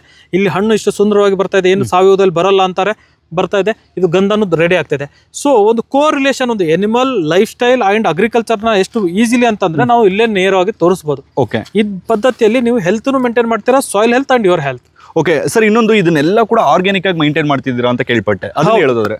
ಇದನ್ನ ನಾವು ಆರ್ಗ್ಯಾನಿಕ್ ಮಾಡೋದು 2 ಕಾರಣ. ಒಂದು, ಗಂಧ ನೀವು ಎಷ್ಟು ನ್ಯಾಚುರಲ್ ಆಗಿ ಬೆಳೆಸ್ತೀರಾ, ಎಷ್ಟು ಇದು ಬೆಳೆಸ್ತೀರಾ ನೀಟಾಗಿ, ಅದು ಒಳ್ಳೆ ರಿಸಲ್ಟ್ ಕೊಡುತ್ತೆ. ಯಾಕಂದ್ರೆ ಅದ್ರದ್ದು ಇಮ್ಯುನಿಟಿ ಬೆಳೀತಾ ಹೋಗುತ್ತೆ. ರೋಗ ಬರುತ್ತೆ, ರೋಗ ಬಂದಿದೆ ಅಂತೇಳಿ ಎಲ್ಲ ಟೈಮು ಮದ್ದು ಕೊಡೋದು ಅಲ್ಲ, ನ್ಯಾಚುರಲ್ ಇಮ್ಯುನಿಟಿ ಡೆವಲಪ್ ಆಗಬೇಕು. ಅದನ್ನ ನಾವು ಇದರಿಂದ ಮಾಡ್ತಾ ಇದ್ದೇವೆ. ಓಕೆ, ಯಾವಾಗ ಕ್ರಿಟಿಕಲ್ ಕಂಡೀಷನ್ ಬಂದಿದೆ ಅದನ್ನ ನಾನು ಬದುಕಿಸ್ಕೊಳಕ್ಕೆ ನಾನು ಬೇರೆ ಕೆಮಿಕಲ್ಸ್ ಯೂಸ್ ಮಾಡಿರ್ತೇವೆ, ಬಟ್ ಹಾರ್ಡ್ಲಿ 2% ಅಂತ ತಿಳ್ಕೊಳ್ಳಿ. ಓಕೆ, ಹಂಗೆ 2-3 ಗಿಡಕ್ಕೆ ಏನಾರು ಆಗಿದಾಗ. ಬಟ್ ಅದೇ ನಾವು ಇದಕ್ಕೆ ಬಂದ್ರೆ ಬೇರೆ ಗಿಡಗಳಿಗೆ ನಾವು ಅದ್ ಮಾಡಲ್ಲ. ಒಂದು, ಎರಡನೇದು ಕಾಂಡ ಕೊರತ, ನೀವು ಅಂದ್ರೆ ಬಹಳ ಚೆನ್ನಾಗಿರೋ ಇದು. ಅದು ಕಾಂಡ ಕೊರತ, ಕಳೆ ಇದ್ದಾಗ ಕಳೆ ತಳಗಡೆ ಅದು ಬೀಜ ಮೊಟ್ಟೆ ಇಡುತ್ತೆ, ಅಲ್ಲಿ ಕಳೆ ಇರೋ ಮಟ್ಟ ಕಳೆ ತಿನ್ನುತ್ತೆ. ಯಾವಾಗ ನೀವು ಕಳೆ ತೆಗಿತೀರಾ ಸೀದಾ ನಿಮ್ ಗಿಡಕ್ಕೆ ಬಂದ್ಬಿಡುತ್ತೆ. ಅದನ್ನ ನೀವು ನೋಡ್ಕೋಬೇಕಾಗತ್ತೆ. ಅದಕ್ಕೆ ಕೆಮಿಕಲ್ ಅಂತೆಲ್ಲ ನಾವು ಬ್ರಹ್ಮಾಸ್ತ್ರ ನೀಮಾಸ್ತ್ರ ಅಂತ ಮಾಡ್ತೇವೆ, ಬೇವಿನ ಹಿಂಡಿ ಜಜ್ಜಿ ಕುದಿಸಿ ಅದೆಲ್ಲ, ಅದನ್ನ ನೀವು ಹೊಡ್ಕೊಂತ ಇದ್ರೆ ಅದು ಬರಲ್ಲ. ಹಂಗೆ ಈ ಕಳೆನು ನಾವು ಇದನ್ನ ಈ ಕಳೆಯಲ್ಲಿ ಹುಟ್ಟಬಾರ್ದಂತ ಈಗ ಮೇವು ಹಾಕಿದ್ದೇವೆ. ಈ ಮೇವು ಯಾವಾಗ ದೊಡ್ಡದಾಗುತ್ತೋ ಕಳೆನು ಕಡಿಮೆ ಆಗುತ್ತೆ. ಸೂರ್ಯನ ಕಿರಣ ಎಲ್ಲಿ ಕಡಿಮೆ ಇರುತ್ತೋ ಅಲ್ಲಿ ಕಳೆ ಕಡಿಮೆ ಆಗುತ್ತೆ. ನಮ್ಗೆ ಇದೇ ಸಾವಯವದಲ್ಲಿ ಬೆಳೆದಿರೋ ಹುಲ್ಲು ನನ್ನ ಹಸು ಊಟ ಆಗುತ್ತೆ, ಅದು ಹೆಲ್ದಿ ಹಾಲು ಕೊಡುತ್ತೆ, ಹೆಲ್ದಿ ತುಪ್ಪ ರೆಡಿ ಆಗುತ್ತೆ. ಸರ್ ಇದ್ರ ಮೇಲೆ ಬರಲ್ವಾ ಅದು ಕಾಂಡ ಕೊರೆಯೋ ಹುಳ? ಕಾಂಡ ಕೊರೆತ ಹುಳ ಹೆಂಗಿರುತ್ತೆ ಅಂತ ಹೇಳ್ತೇನೆ ಕೇಳಿ. ಗ್ರೌಂಡ್ ಇಂದ ಕೇವಲ 6 ಇಂಚ್ ಮಟ್ಟ ಫೋಕಸ್ ಮಾಡುತ್ತೆ ಅದು. ಯಾಕಂದ್ರೆ ಅದಕ್ಕೆ ಪರ್ಟಿಕ್ಯುಲರ್ ಹೀಟ್ ಬೇಕು ಅಲ್ಲಿ ಮೊಟ್ಟೆ ಇಡಕ್ಕೆ. ಆ ಹೀಟ್ಗೆ ಮೊಟ್ಟೆ ಹ್ಯಾಚ್ ಆಗ್ಬಿಡುತ್ತೆ. ಓಕೆ, ಇಲ್ಲಿ ಬಹಳ ಹೈಟ್ ಆದ್ಮೇಲೆ ಪೆಡಿಯೇಟರ್ಸ್ ಅಂತಾರೆ, ಅಂದ್ರೆ ಈ ಪಕ್ಷಿಗಳು ಗುಬ್ಬಿಗಳು ಬಂದು ಅದನ್ನ ತಿನ್ನುತ್ತೆ. ಅದಕ್ಕೆ ಏನ್ ಮಾಡುತ್ತೆ, ನೆಲದಿಂದ ಕೇವಲ 4-5 ಇಂಚಲ್ಲೇ ಇರಕ್ ಟ್ರೈ ಮಾಡುತ್ತೆ. ಅದು ಆಡ್ಕೊಂಡಿರುತ್ತೆ ಅಂತ ತಿಳ್ಕೊಬಹುದು ಸಿಂಪಲ್ ಟರ್ಮ್ಸ್ ಅಲ್ಲಿ. ಓಕೆ ಸರ್, ಇನ್ನೊಂದು ಈ ಫಾರ್ಮ್ ಅಲ್ಲಿ ನೀವು ಪರಂಗಿ ಹಣ್ಣು ಮತ್ತೆ ನುಗ್ಗೆಕಾಯಿ ಬೆಳಿತಿದ್ರ, ನುಗ್ಗೆಯನ್ನ ಅದ್ರ ಬಗ್ಗೆ ಹೇಳೋದಾದ್ರೆ ಸರ್, 2 ಕ್ರಾಪ್ ಬಗ್ಗೆ. ನುಗ್ಗೆಕಾಯಿ ಎಲ್ಲರೂ ಬೆಳೆಯಕ್ ಆಗಲ್ಲ. ಯಾಕೆ ಅಂತಂದ್ರೆ ಅದರದೇ ಒಂದು ಸ್ವಲ್ಪ ಪ್ರೋಸ್ ಅಂಡ್ ಕಾನ್ಸ್ ಇರುತ್ತೆ ಮೇಂಟೆನೆನ್ಸ್ ವೈಸ್. ಬಟ್ ನಾವೇನ್ ಹೇಳ್ತಾ ಇದ್ದೇವೆ ಅಂತಂದ್ರೆ, ಈ ನಮ್ಗೆ ಎಲ್ಲ ಮೇಂಟೆನೆನ್ಸ್ ಗೊತ್ತಿರೋದ್ರಿಂದ ನಾವು ಅದರ ಎಲೆನ ನಮ್ಮ ಹಸುಗೆ ನಾವು ಕೊಡ್ಬೇಕಂತ ಅದನ್ನ ಬೆಳಿತಾ ಇದ್ದೇವೆ. ಅದರಿಂದ ನಾವು ಧನುಷ್ ಅನ್ನೋ ಒಂದು ವೆರೈಟಿ ಹಾಕಿದ್ದೇವೆ. ಅದು ನಮ್ಮ ಇಂಡಿಯಾದಲ್ಲಿ ಓಲ್ಡ್ ತಳಿ, ರಾಜಮಂತ ಅಂತ ತಳಿ ಅಂತ ಹೇಳ್ಬೋದು. ಧನುಷ್ ಅಂತ ಮೈಸೂರಲ್ಲಿ ಬಂದಿರೋ ತಳಿ. ಅದು ರೇರ್ ವೆರೈಟಿ ಆಫ್, ಅದು ನಮ್ಮ ಡ್ರಮ್ ಸ್ಟಿಕ್. ಲೆಂತ್ ಜಾಸ್ತಿ ಇರುತ್ತೆ, ತಿಳು ಇರುತ್ತೆ, ಸ್ವೀಟ್ನೆಸ್ ಜಾಸ್ತಿ ಕಂಪೇರಿಟಿವ್ಲಿ ನಮ್ಮ ಬೇರೆ ಹೈಬ್ರಿಡ್ಗೆ. ನಾಟಿ ಗಿಡದಲ್ಲಿನೂ ಹೈಬ್ರಿಡ್ ಇಳುವರಿ ತಗೋಬೇಕಂದ್ರೆ ನೀವು ಧನುಷ್ನ ಹಾಕಿ. ಒಂದನೇದು, ಅದು ಒಂದು ಗಿಡದಲ್ಲಿ ನಿಮಗೆ ಹೆಚ್ಚು ಕಡಿಮೆ 80 kg ಮಟನು ತಗೋಬಹುದು ಒಂದು ವರ್ಷದಲ್ಲಿ ಇಳುವರಿ. ಕಂಟಿನ್ಯೂ 1ನೇ ವರ್ಷ ಆದ್ಮೇಲೆ ಇಳುವರಿ ಸ್ಟಾರ್ಟ್ ಆಗ್ಬಿಡುತ್ತೆ. ಸ್ವಲ್ಪ ಬೆಳಕು ಬೀಳುವಂತ ಗಿಡ, ಕಡಿಮೆ ನೀರಲ್ಲಿ ಬರುವಂತ ಗಿಡ. ನಿಮ್ಗೆ ನೀರು ಕಡಿಮೆ ಇದ್ರೂ ನೀವು ಏಕೈಕ ಬೆಳೆ ಬೆಳಿಬೇಕಂತಂದ್ರೆ ನನ್ನ ಇದಕ್ ಪ್ರಕಾರ ಹೋದ್ರೆ ನೀವು ಧನುಷ್ ಅನ್ನೋ ವೆರೈಟಿನ ಡ್ರಮ್ ಸ್ಟಿಕ್ ನ ಹಾಕೋಬಹುದು. ಭಾಗ್ಯ ಅಂತ ಒಂದ್ ತಳಿ ಬರುತ್ತೆ, ಮತ್ತೆ NP ಸಮಥಿಂಗ್ PKMN. ಇದು ನಾವು ಭಾಗ್ಯನೂ ಹಾಕ್ತೇವೆ, ಕಪ್ಪು ಮಣ್ಣಲ್ಲಿ ಇದ್ರೆ ಭಾಗ್ಯನೂ ಹಾಕ್ತೇವೆ. ಇಲ್ಲ ಒಡಿಸಿ ಅಂತ ಬರುತ್ತೆ, ಎಲೆ ಮೇಲೆನೆ ನಿಮ್ಮ ಆಸೆ ಜಾಸ್ತಿ ಇದ್ರೆ ಒಡಿಸಿ ಹಾಕಿ, ಇಲ್ಲ ಭಾಗ್ಯ ಹಾಕಿ. ನಮ್ಮ ಕರ್ನಾಟಕದಲ್ಲಿ ಮೂವ್ ಆಗೋದು ಭಾಗ್ಯ ಇಲ್ಲ ಧನುಷ್. ಯಾಕಂದ್ರೆ ಕನ್ನಡದವರು ಸ್ವಲ್ಪ ತಿಳು ಇರೋದನ್ನ ತಿಂತಾರೆ, ತಮಿಳಿಯನ್ಸು ಆಂಧ್ರದವರು ಸ್ವಲ್ಪ ದಪ್ಪ ಇರೋದನ್ನ ತಿಂತಾರೆ. ಸೊ ಯಾರ್ದು ಪ್ರಿಫರೆನ್ಸ್ ಹೆಂಗಿರುತ್ತೆ, ಎಲ್ಲಿ ಅದನ್ನ ಮಾರ್ಕೆಟಿಂಗ್ ಮಾಡ್ತಿದ್ರ, ಪೊಸಿಷನಿಂಗ್ ಎಲ್ಲಿ ಮಾಡ್ತಿದ್ರ, ಅದನ್ನ ಅರ್ಥ ಮಾಡ್ಕೊಂಡು ಬೆಳಿಬೇಕು. ನನ್ನ ಹೊಲದಲ್ಲಿ ಇದು ಇಳುವರಿ ಕೊಟ್ಟಿದೆ ಅಂತ ನೀವು ಹಾಕ್ಬೇಕಂತಿಲ್ಲ. ನಿಮ್ಗೆ ಇದ್ರದ್ದು ಮಾರ್ಕೆಟಿಂಗ್ ಇದೆಯಾ, ನಿಮ್ ಕಡೆ ಆಗುತ್ತಾ, ದಯವಿಟ್ಟು ಇದನ್ನ ಹೋಗಿ. ಓಕೆ, ಪಪ್ಪಾಯ ಅದು ಹೇಳೋದಾದ್ರೆ ಸರ್, ಪಪ್ಪಾಯ ಬಗ್ಗೆ. ಪಪ್ಪಾಯ ನಾವು ಹಾಕಿರೋದು ಪಪ್ಪಾಯ 15 ಅಂತ ಹೇಳಿ ನಮ್ಗೆ ಸೂಪರ್ ಮಾರ್ಕೆಟಿಗೆ ನಾವು ಸಪ್ಲೈ ಮಾಡ್ತೇವೆ. 18 ರೂಪಾಯಿ kg ಹೋಗ್ತಾ ಇದೆ. ಈ ಪಪ್ಪಾಯ ಏನಾಗುತ್ತೆ, ನಾರ್ಮಲ್ ನಾವು ರೆಡ್ ಲೇಡಿ ಅವೆಲ್ಲ ಹಾಕಿದ್ರೆ ಲೆಂತ್ ದೊಡ್ಡದು ಬಂದ್ಬಿಡುತ್ತೆ. 15 ಇಂಚ್ ವೇಟ್ ಬಂದು 3.54 kg ಮಟ್ಟ ಹೋಗ್ಬಿಡುತ್ತೆ. ಇಲ್ಲ 3 kg ಎವರೇಜ್ ಇಟ್ಟಿರಿ. ಬಟ್ ಮಾರ್ಕೆಟ್ ಸೈಜ್ ಏನಿದೆ 900 to 1900. ಓಕೆ, ಅಂದ್ರೆ ಸೂಪರ್ ಮಾರ್ಕೆಟ್ ದವರು ಮಾರೋದು ಟೇಬಲ್ ಫ್ರೂಟ್, ಅದನ್ನ ಅಷ್ಟಕ್ಕೆ ಮಾರ್ತಾರೆ, ಅಂದ್ರೆ ಅದೇ ಸೈಜ್. ಅದನ್ನ ನಾವೇನ್ ಮಾಡ್ತಾ ಇದೀವಿ, 1 kg 18 ರೂಪಾಯಿ ಹಂಗೆ ಕೊಡ್ತಾ ಇದ್ದೇವೆ. ಈ 15 ಅನ್ನೋದು ಆ ಕ್ಯಾಟಗರಿನ ತೊಂಬರುತ್ತೆ. ಎಲ್ಲ ಹಣ್ಣು ಒಂದೇ ಸೈಜ್ ಅಲ್ಲಿ ಇರುತ್ತೆ, 1 kg ಇಂದ 2 kg ಅಲ್ಲೇ. ಅದಕ್ಕೆ ನನಗೆ ಮಾರ್ಕೆಟಿಂಗ್ ಈಸಿ, ಮೇಂಟೆನೆನ್ಸ್ ಈಸಿ. ಆಮೇಲೆ ಮೋಸ್ಟ್ ಇಂಪಾರ್ಟೆಂಟ್, ಅದರಲ್ಲಿ ವೈರಸ್ ಬರುತ್ತೆ. ವೈರಸ್ ಬಂದ್ರೆ ಗಿಡನ ಕಿತ್ತಿ ಎಸಿತೇವೆ, ಅದನ್ನ ಟ್ರೀಟ್ಮೆಂಟ್ ಮಾಡಲ್ಲ. ಈ 15 ಅಲ್ಲಿ ವೈರಸ್ ಕಡಿಮೆ ಕಂಪೇರಿಟಿವ್ಲಿ ರೆಡ್ ಲೇಡಿ ಹಾಕ್ಬೇಕಂತ ಬಹಳ ಜನ ಹೇಳಿದ್ರು. ಬಟ್ ವೈರಸ್ ಬರ್ತಾ ಇರೋದ್ರಿಂದ ಇತ್ತೀಚೆಗೆ ರೆಡ್ ಲೇಡಿನ ಎಲ್ಲರೂ ಬಿಟ್ಟಿದ್ದಾರೆ. ನಾವು ಅದನ್ನೇ ಕಂಟಿನ್ಯೂಟಿ ಮಾಡಿದ್ದೇವೆ. ಸರ್, ಶ್ರೀಗಂಧದಲ್ಲಿ ರೋಗಗಳನ್ನ ನೋಡ್ಕೊಳ್ಳೋದಾದ್ರೆ ಏನೇನ್ ರೋಗ ಬರುತ್ತೆ ಸರ್? 90% ರೋಗ ಬರಲ್ಲ, ಬಂದ್ರೆ ಏನೇನ್ ಬರ್ಬೋದು? ಇಲ್ಲ, ಈಗ 90% ರೋಗ ಬರ್ಬೇಕಂತಲ್ಲ, ಒಂದೇ ರೋಗದಲ್ಲಿ ಗಿಡ ಹೋಗ್ಬಿಡುತ್ತೆ ಅದು. ಯಾವ ಹೋಗುತ್ತೆ ಅಂದ್ರೆ, ಇಲ್ಲಿ ಲಕ್ಕಿಲಿ ನಮ್ಮ ತೋಟದಲ್ಲಿ ಯಾವ ಇಲ್ಲ. ನಾನು ಬೀದರಲ್ಲಿ, ಗುಲ್ಬರ್ಗದಲ್ಲಿ ಬಹಳ ಜನ ತೋಟ ನೋಡಿದ್ದೇನೆ. ಲಿಟಲ್ ಲೀಫ್ ಅಂತ ಹೇಳ್ತೇವೆ ನಾವು. ಓಕೆ, ಲಿಟಲ್ ಲೀಫ್ ಡಿಸೀಸ್ ಅಂತಂದ್ರೆ ಏನಂತ, ಒಂದು ಲೆಕ್ಕದಲ್ಲಿ ಕ್ಯಾನ್ಸರ್ ಇದ್ದಂಗೆ, ಎಲೆಗಳೆಲ್ಲ ಚಿಕ್ಕದಾಗ್ಬಿಡುತ್ತೆ, ಮುಳ್ಳು ಆದಂಗೆ. ಅದು ಗಿಡನೇ ಒಣಗ್ಬಿಡುತ್ತೆ ಫಾರ್ ದ ಟೈಮ್. ಬಟ್ ಅದು ಅಷ್ಟೇ ಅಲ್ಲ, ಅದು ಎಲ್ಲಾ ಗಿಡಕ್ಕೆ ಹರಡಿ ಎಲ್ಲಾ ಗಿಡನು ಹೋಗಿಸ್ಬಿಡುತ್ತೆ. ಹಿಂದಕ್ಕೆ ಶಿವಮೊಗ್ಗದಲ್ಲಿ ಕನಿಷ್ಠ ಒಂದು 400 hectare of Sandalwood forest, okay, ಅಂದ್ರೆ 1000 ಎಕರೆ ಅಷ್ಟು ಬರೀ ಲಿಟಲ್ ಲೀಫ್ ಡಿಸೀಸ್ ಇಂದಾನೆ ಹೋಗಿತ್ತು. ಎಷ್ಟು ಸರ್? 400 ಎಕರೆ. ಸ್ಯಾಂಡಲ್ ಸ್ಪೈಕ್ ಅಂತ ಹೇಳ್ತೇವೆ ಅದಕ್ಕೆ. 400 hectare. Okay, sandal spike disease ಇಡೀ ಗಿಡನ ವೈಪೌಟ್ ಮಾಡುತ್ತೆ. ಓಕೆ, ಅದನ್ನ ಈ ಯಾವ ರೀತಿ ಲಕ್ಷಣಗಳಿರುತ್ತೆ, ಮತ್ತೆ ರೈತರು ಯಾವ ರೀತಿ ಇದು ಮುನ್ನೆಚ್ಚರಿಕೆ ಕ್ರಮಗಳನ್ನ ತಗೋಬೇಕು? ಇದು ರೈತರು ಅಂತಂದ್ರೆ ನೆನ್ಪಿಟ್ಕೊಳ್ಳಿ, ಇದೆಲ್ಲ ಯಾಕಾಗುತ್ತೆ ಅಂದ್ರೆ, ಒಂದು ಗಿಡ ಸಿಗುತ್ತೆ ನಮ್ ಕಡೆ, ಅದಕ್ಕೆ ಲ್ಯಾಂಟರ್ನ್ ಕ್ಯಾಮ್ರಾ ಅಂತೇವೆ. ಆರೆಂಜ್ ಹೂ ಇರುತ್ತೆ, ಚಿಕ್ಕದು, ಇಲ್ಲೆಲ್ಲ ಇದೆ, ಅದು ನಾನು ತೋರಿಸ್ತೇನೆ. ಆ ಲ್ಯಾಂಟರ್ನ್ ಕ್ಯಾಮ್ರಾ ಇದ್ರೆ ಏನ್, ಇಲ್ಲಿದೆ ಬನ್ನಿ, ಚಲೋ ಟೈಮಿಗೆ ಎಕ್ಸಾಂಪಲ್ ಸಿಕ್ಕಿದೆ. ಅಜಿತ್, ಇದರಲ್ಲಿ ಟೈಮ್ ಇನ್ನೂ ಇದೆಯಾ ನೋಡಿ? 7 minutes ಇದೆ. ತಗೊಳ್ಳಿ. ಸೊ ಇಲ್ಲಿ ನೀವು ಬರ್ಬೋದು. ಇದು ಲ್ಯಾಂಟರ್ನ್ ಕ್ಯಾಮ್ರಾ ಅಂತೇಳಿ. ಓಕೆ, ನಮ್ ಕಡೆ ರಟಾಣಿ ಗಿಡ ಅಂತಾರೆ ಕೋಲಾರಲ್ಲಿ. ಇದು ನೆನ್ಪಿಟ್ಕೊಳ್ಳಿ ರೈತರೆ, ಇದು ನಮ್ಮ ದೇಶದ ತಳಿ ಅಲ್ಲ, ಪೋರ್ಚುಗೀಸ್ ತಂದಿರೋ ತಳಿ. ಟೀ ಕಾಫಿ ಒಯ್ಯೋ ನೆಪದಲ್ಲಿ ತಂದು ಕೊಟ್ಟಿರೋ ಗಿಫ್ಟ್. ಓಕೆ, ಇದು ಹೂವಿನ ಗಿಡ ಅಂತ ನಾವು ಅನ್ಕೊಂಡ್ವಿ ಸ್ಟಾರ್ಟಿಂಗ್. ಈಗ ಏನಾಗಿದೆ, ಇದರಲ್ಲಿ ಇದು ಹೋಸ್ಟ್ ಫಾರ್ ದಿ ನಮ್ಮ ಸ್ಯಾಂಡಲ್ ಸ್ಪೈಕ್. ಅದು ಒಂದು ವೈರಸ್. ಓಕೆ ಆ ವೈರಲ್ ಬ್ಯಾಕ್ಟೀರಿಯಾ ಇನ್ಫೆಕ್ಷನ್ಗೆ ಇದು ಹೋಸ್ಟ್. ಈ ಗಿಡದ ಮೇಲೆ ಅದು ಇರುತ್ತೆ, ಈ ಗಿಡದಿಂದ ಗಂಧಕ್ಕೆ ಬರುತ್ತೆ, ಗಂಧದಿಂದ ಎಲ್ಲ ತೋಟಕ್ಕೆ ಹೋಗ್ಬಿಡುತ್ತೆ. ಓಕೆ, ಇದನ್ನ ನಾವು ಪ್ರತಿ ಟೈಮು JCB ಇಂದ ತೆಗ್ಸಿರ್ತೇವೆ. ಓಕೆ, ಆದ್ರೂ ಬಂದಿದೆ. ಬಟ್ ಏನಾದ್ರು ನಿಮ್ ತೋಟದಲ್ಲಿ ಇದೆ ಅಂದ್ರೆ ಅದು ಬಹಳ ಕೇರ್ಫುಲ್ ಇರಿ. ಸ್ಯಾಂಡಲ್ ಸ್ಪೈಕ್ ಡಿಸೀಸ್ಗೆ ಮದ್ದಿಲ್ಲ. ಗಿಡ ಕಿತ್ತಬೇಕು, ಗಿಡನ ಬರ್ನ್ ಮಾಡ್ಬೇಕು, ಅದು ಒಂದೇ ಮದ್ದು. ಇಲ್ಲ ಅಂದ್ರೆ ನಿಮ್ಮ ಗಿಡ ನೀವು ಉಳಿಸ್ಕೊಳಕ್ ಅಲ್ಲ ಸರ್. ನಮ್ ಕಡೆ ಎಲ್ಲ ಅದನ್ನ ಬಾರ್ಡರ್ಗೆ ಯೂಸ್ ಮಾಡ್ತಾರೆ. ಬಾರ್ಡರ್ ಅಂದ್ರೆ ಇವಾಗ ಎಕ್ಸಾಂಪಲ್ ಇಲ್ಲಿ ಹೆಂಗೆ ಬಯೋಫೆನ್ಸ್ ಹಿಂಗೆಲ್ಲ ಯೂಸ್ ಮಾಡ್ತಾರೆ, ನಮ್ ಕಡೆ ಎಲ್ಲ ಅದನ್ನ ಬಾರ್ಡರ್ ಆಗಿ ಯೂಸ್ ಮಾಡ್ತಾರೆ. ಅಂಡ್ ಕಾಮನ್ ಆಗಿ ಇವಾಗ ಕೆಲವೊಂದ್ ಕಡೆ ಏನಂದ್ರೆ ಅದು ನ್ಯಾಚುರಲ್ ಆಗಿ ಬೆಳೆಯುತ್ತೆ. ಸೊ ಅದನ್ನ ಯಾವ ರೀತಿ ಅವಾಯ್ಡ್ ಮಾಡ್ಬೋದು? ಇವಾಗ ನಮ್ಮ ತೋಟದಲ್ಲಿ ನಾವು ಅವಾಯ್ಡ್ ಮಾಡ್ಬೋದು. ಇಲ್ಲ, ಸಿ ನ್ಯಾಚುರಲ್ ಆಗಿ ಬೆಳೆಯುತ್ತೆ, that is the risk. Okay, ಅದು ಒಂದೊಂದು ಕಾಡ್ನ ಫುಲ್ ತೊಗೊಂಡ್ಬಿಟ್ಟಿದೆ. ನಾಗರಹೊಳೆ, ನೀವು ಬಂಡೀಪುರ ಹೋದ್ರೆ ಇಡೀ ಕಾಡಲ್ಲಿ ಇದೆ. ಓಕೆ, ಇದರಿಂದ ಅವು ಗಿಂಕೆಗೂ ಸಮಸ್ಯೆ, ಹುಲಿಗೂ ಸಮಸ್ಯೆ, ನಮ್ಮ ಬೇರೆ ಎನಿಮಲ್ಸ್ಗೂ ಸಮಸ್ಯೆ. ಯಾಕಂದ್ರೆ ಗ್ರಾಸ್ ಬಿರ್ತಾ ಇಲ್ಲ, ಇದು ಫುಲ್ ಡಾಮಿನೆನ್ಸ್ ಮಾಡ್ಬಿಡುತ್ತೆ. ಓಕೆ, ಯಾವ್ದೇ ದೇಶದ ಕಸ ನಿಮ್ಮ ದೇಶದಲ್ಲಿ ಬಂತಂತ ತಿಳ್ಕೊಳ್ಳಿ, ಅದು ನಮ್ಮ ದೇಶದ ಕಸನ ಹಾಳು ಮಾಡಿ ತಾನೇ ಡಾಮಿನೆನ್ಸ್ ಆಗ್ಬಿಡುತ್ತೆ. ಓಕೆ, ಹೆಂಗೆ ಅವಾಯ್ಡ್ ಮಾಡ್ಬೋದು ಸರ್? ಇವಾಗ ಅದನ್ನ ನೀವು ಅಪ್ರೂಟ್ ಮಾಡಬೇಕು, ಬೇರೆ ಸಮೇತನ ಕೀಳ್ಬೇಕು, ಬರ್ ಮಾಡ್ಬೇಕು. ಒಂದು 4 ರಿಂದ 5 ಸರಿ ಮಾಡಿದಾಗ ನೀವು ಸಕ್ಸಸ್ ನ ಕಾಣಬಹುದು. ಅಲ್ಲ, ಇವಾಗ ಎಕ್ಸಾಂಪಲ್ ನಮ್ದು ಒಂದು 5 ಎಕರೆ ಇರುತ್ತೆ ಅನ್ಕೊಳ್ಳಿ, 5 ಎಕರೆಯಲ್ಲಿ ತೆಗಿಬಹುದು. ಪಕ್ಕದ ತೋಟದಲ್ಲಿ ಇರುತ್ತೆ ಅಥವಾ ರೋಡ್ ಅಲ್ಲಿ ಇರುತ್ತೆ. ನಮ್ ಕಡೆ ಎಲ್ಲ ರೋಡ್ ಅಲ್ಲೆಲ್ಲ ಇದೆ, ಅದು ಏನ್ ಮಾಡಕ್ಕೆ ಬರಲ್ಲ. ಓಕೆ, ಇದೆಲ್ಲ ಏನಾಗುತ್ತೆ ಗೊತ್ತಾ, ಇದು ನಿಮ್ಗೆ ಅಷ್ಟು ಎಷ್ಟು ನಾಲೆಜ್ ತಿಳಿಯುತ್ತೆ ಅಷ್ಟು ಭಯ ಬರುತ್ತೆ. ಓಕೆ, ಇದ್ರ ಬಗ್ಗೆ ನಿಮ್ಗೆ ಐಡಿಯಾ ಇರಲಿಲ್ಲ, ನೀವು ತಲೆ ಕಟ್ಸ್ಕೊಂತಾ ಇರಲಿಲ್ಲ. The moment you got an idea, you started getting fear ಅಲ್ಲಿ. ಆ ಭಯ ಸ್ಟಾರ್ಟ್ ಆಗುತ್ತೆ ನಿಮ್ಮ ಮೈಯಲ್ಲಿ. ಸೊ ಹಂಗೆ ಈ ರೈತರಿಗೂ ಎಲ್ಲಾ ಕಡೆ ಏನಾಗಿದೆ, ಎಲ್ಲಾ ರೈತರು ಕೂಡಿ ಡಿಸೈಡ್ ಮಾಡಿ ಎಲ್ಲ ತಮ್ ಹೊಲನ ತಮ್ ಗದ್ದೆನ ಕ್ಲೀನ್ ಇಟ್ಕೊಂಡ್ರೆ ನಾವು ನಮ್ಮ ಒಂದು ಜಾಗ, ಒಂದು ಊರು, ನಮ್ಮ ರಾಜ್ಯ ನಾ ಈ ಲ್ಯಾಂಟರ್ನ್ ಕ್ಯಾಮ್ರಾದಿಂದ ಮುಕ್ತ ಮಾಡಬಹುದು. ಒಟ್ನಲ್ಲಿ ಕಾಂಗ್ರೆಸ್ ಗಿಡದಿಂದ ಮತ್ತೆ ಈ ಲ್ಯಾಂಟರ್ನ್ ಕ್ಯಾಮ್ರಾದಿಂದ, ಲ್ಯಾಂಟರ್ನ್ ಕ್ಯಾಮ್ರಾದಿಂದ ನೀವು ಇದನ್ನ ತಗೋಬಹುದು ಎಕ್ಸಿಟ್. ಬಟ್ ಎಲ್ಲರೂ ಕೈ ಕೂಡಿಸ್ಬೇಕು. ನಾನು ಇವತ್ತು ತೆಗಿತೆ ನಾಳೆ ಅಂತಲ್ಲ, 5 ವರ್ಷ ಗೌರ್ಮೆಂಟ್ ಪ್ರೋಗ್ರಾಮ್ ಟೈಪ್ ರನ್ ಮಾಡಬೇಕು. ಎಲ್ಲರೂ ತೆಗಿಬೇಕು, ತಮ್ಮ ಸುತ್ತಮುತ್ತಲು ಎಲ್ಲೆಲ್ಲಿ ಕಾಣುತ್ತೆ ಅಲ್ಲೆಲ್ಲಿ ತೆಗಿಸ್ಬೇಕು. ಇದಕ್ಕೆ ಫಂಡಿಂಗ್ಸ್ ಮಾಡಬೇಕು, ಅವಾಗ ಇದರ ರಿಸಲ್ಟ್ ಬರುತ್ತೆ. ಇದು ಆಲ್ಮೋಸ್ಟ್ ಕಾಂಗ್ರೆಸ್ ಗಿಡದಷ್ಟೇ ಡೇಂಜರು. ಕಾಂಗ್ರೆಸ್ದು 10 ಪಟ್ಟು ಡೇಂಜರ್ ಇದು. ಯಾಕಂದ್ರೆ ಇದ್ರ ಹೈಟ್ 8 ರಿಂದ 10 ಅಡಿ ಹೋಗ್ಬಿಡುತ್ತೆ. ಅಷ್ಟಾತಂದ್ರೆ ನಮ್ಮ ಕಾಡಲ್ಲಿರೋ ಎಲ್ಲ ಗಿಡನು ಡಾಮಿನೆನ್ಸ್ ಇದೆ ತಗೊಂಡ್ಬಿಡುತ್ತೆ. ಅದಕ್ಕೆ ನಿಮ್ಗೆ ಲಾಸ್ ಆಗುತ್ತೆ. ಕಾಡು ಹೋದ್ರೆ ನಾಡು ಹೋಗುತ್ತೆ. ನೆನ್ಪಿಟ್ಕೊಳ್ಳಿ, ನಮ್ಮ ಕಾಡನ್ನ ಉಳಿಸ್ಬೇಕಂದ್ರೆ ಲ್ಯಾಂಟರ್ನ್ ಕ್ಯಾಮ್ರಾದಿಂದ ನಾವು ಹೊರಗೆ ಹಾಕ್ಬೇಕು. ಓಕೆ, ಸೊ ಇಷ್ಟು ಈ 70 ಎಕರೆ ಸ್ಯಾಂಡಲ್ವುಡ್ ಇವ್ರದ್ದು ಗಿರ್ರಸು ಫಾರ್ಮ್ ಇದೆ. ಸೊ ಅದಕ್ಕೆ ಇವಾಗ ಹೋಗೋಣ.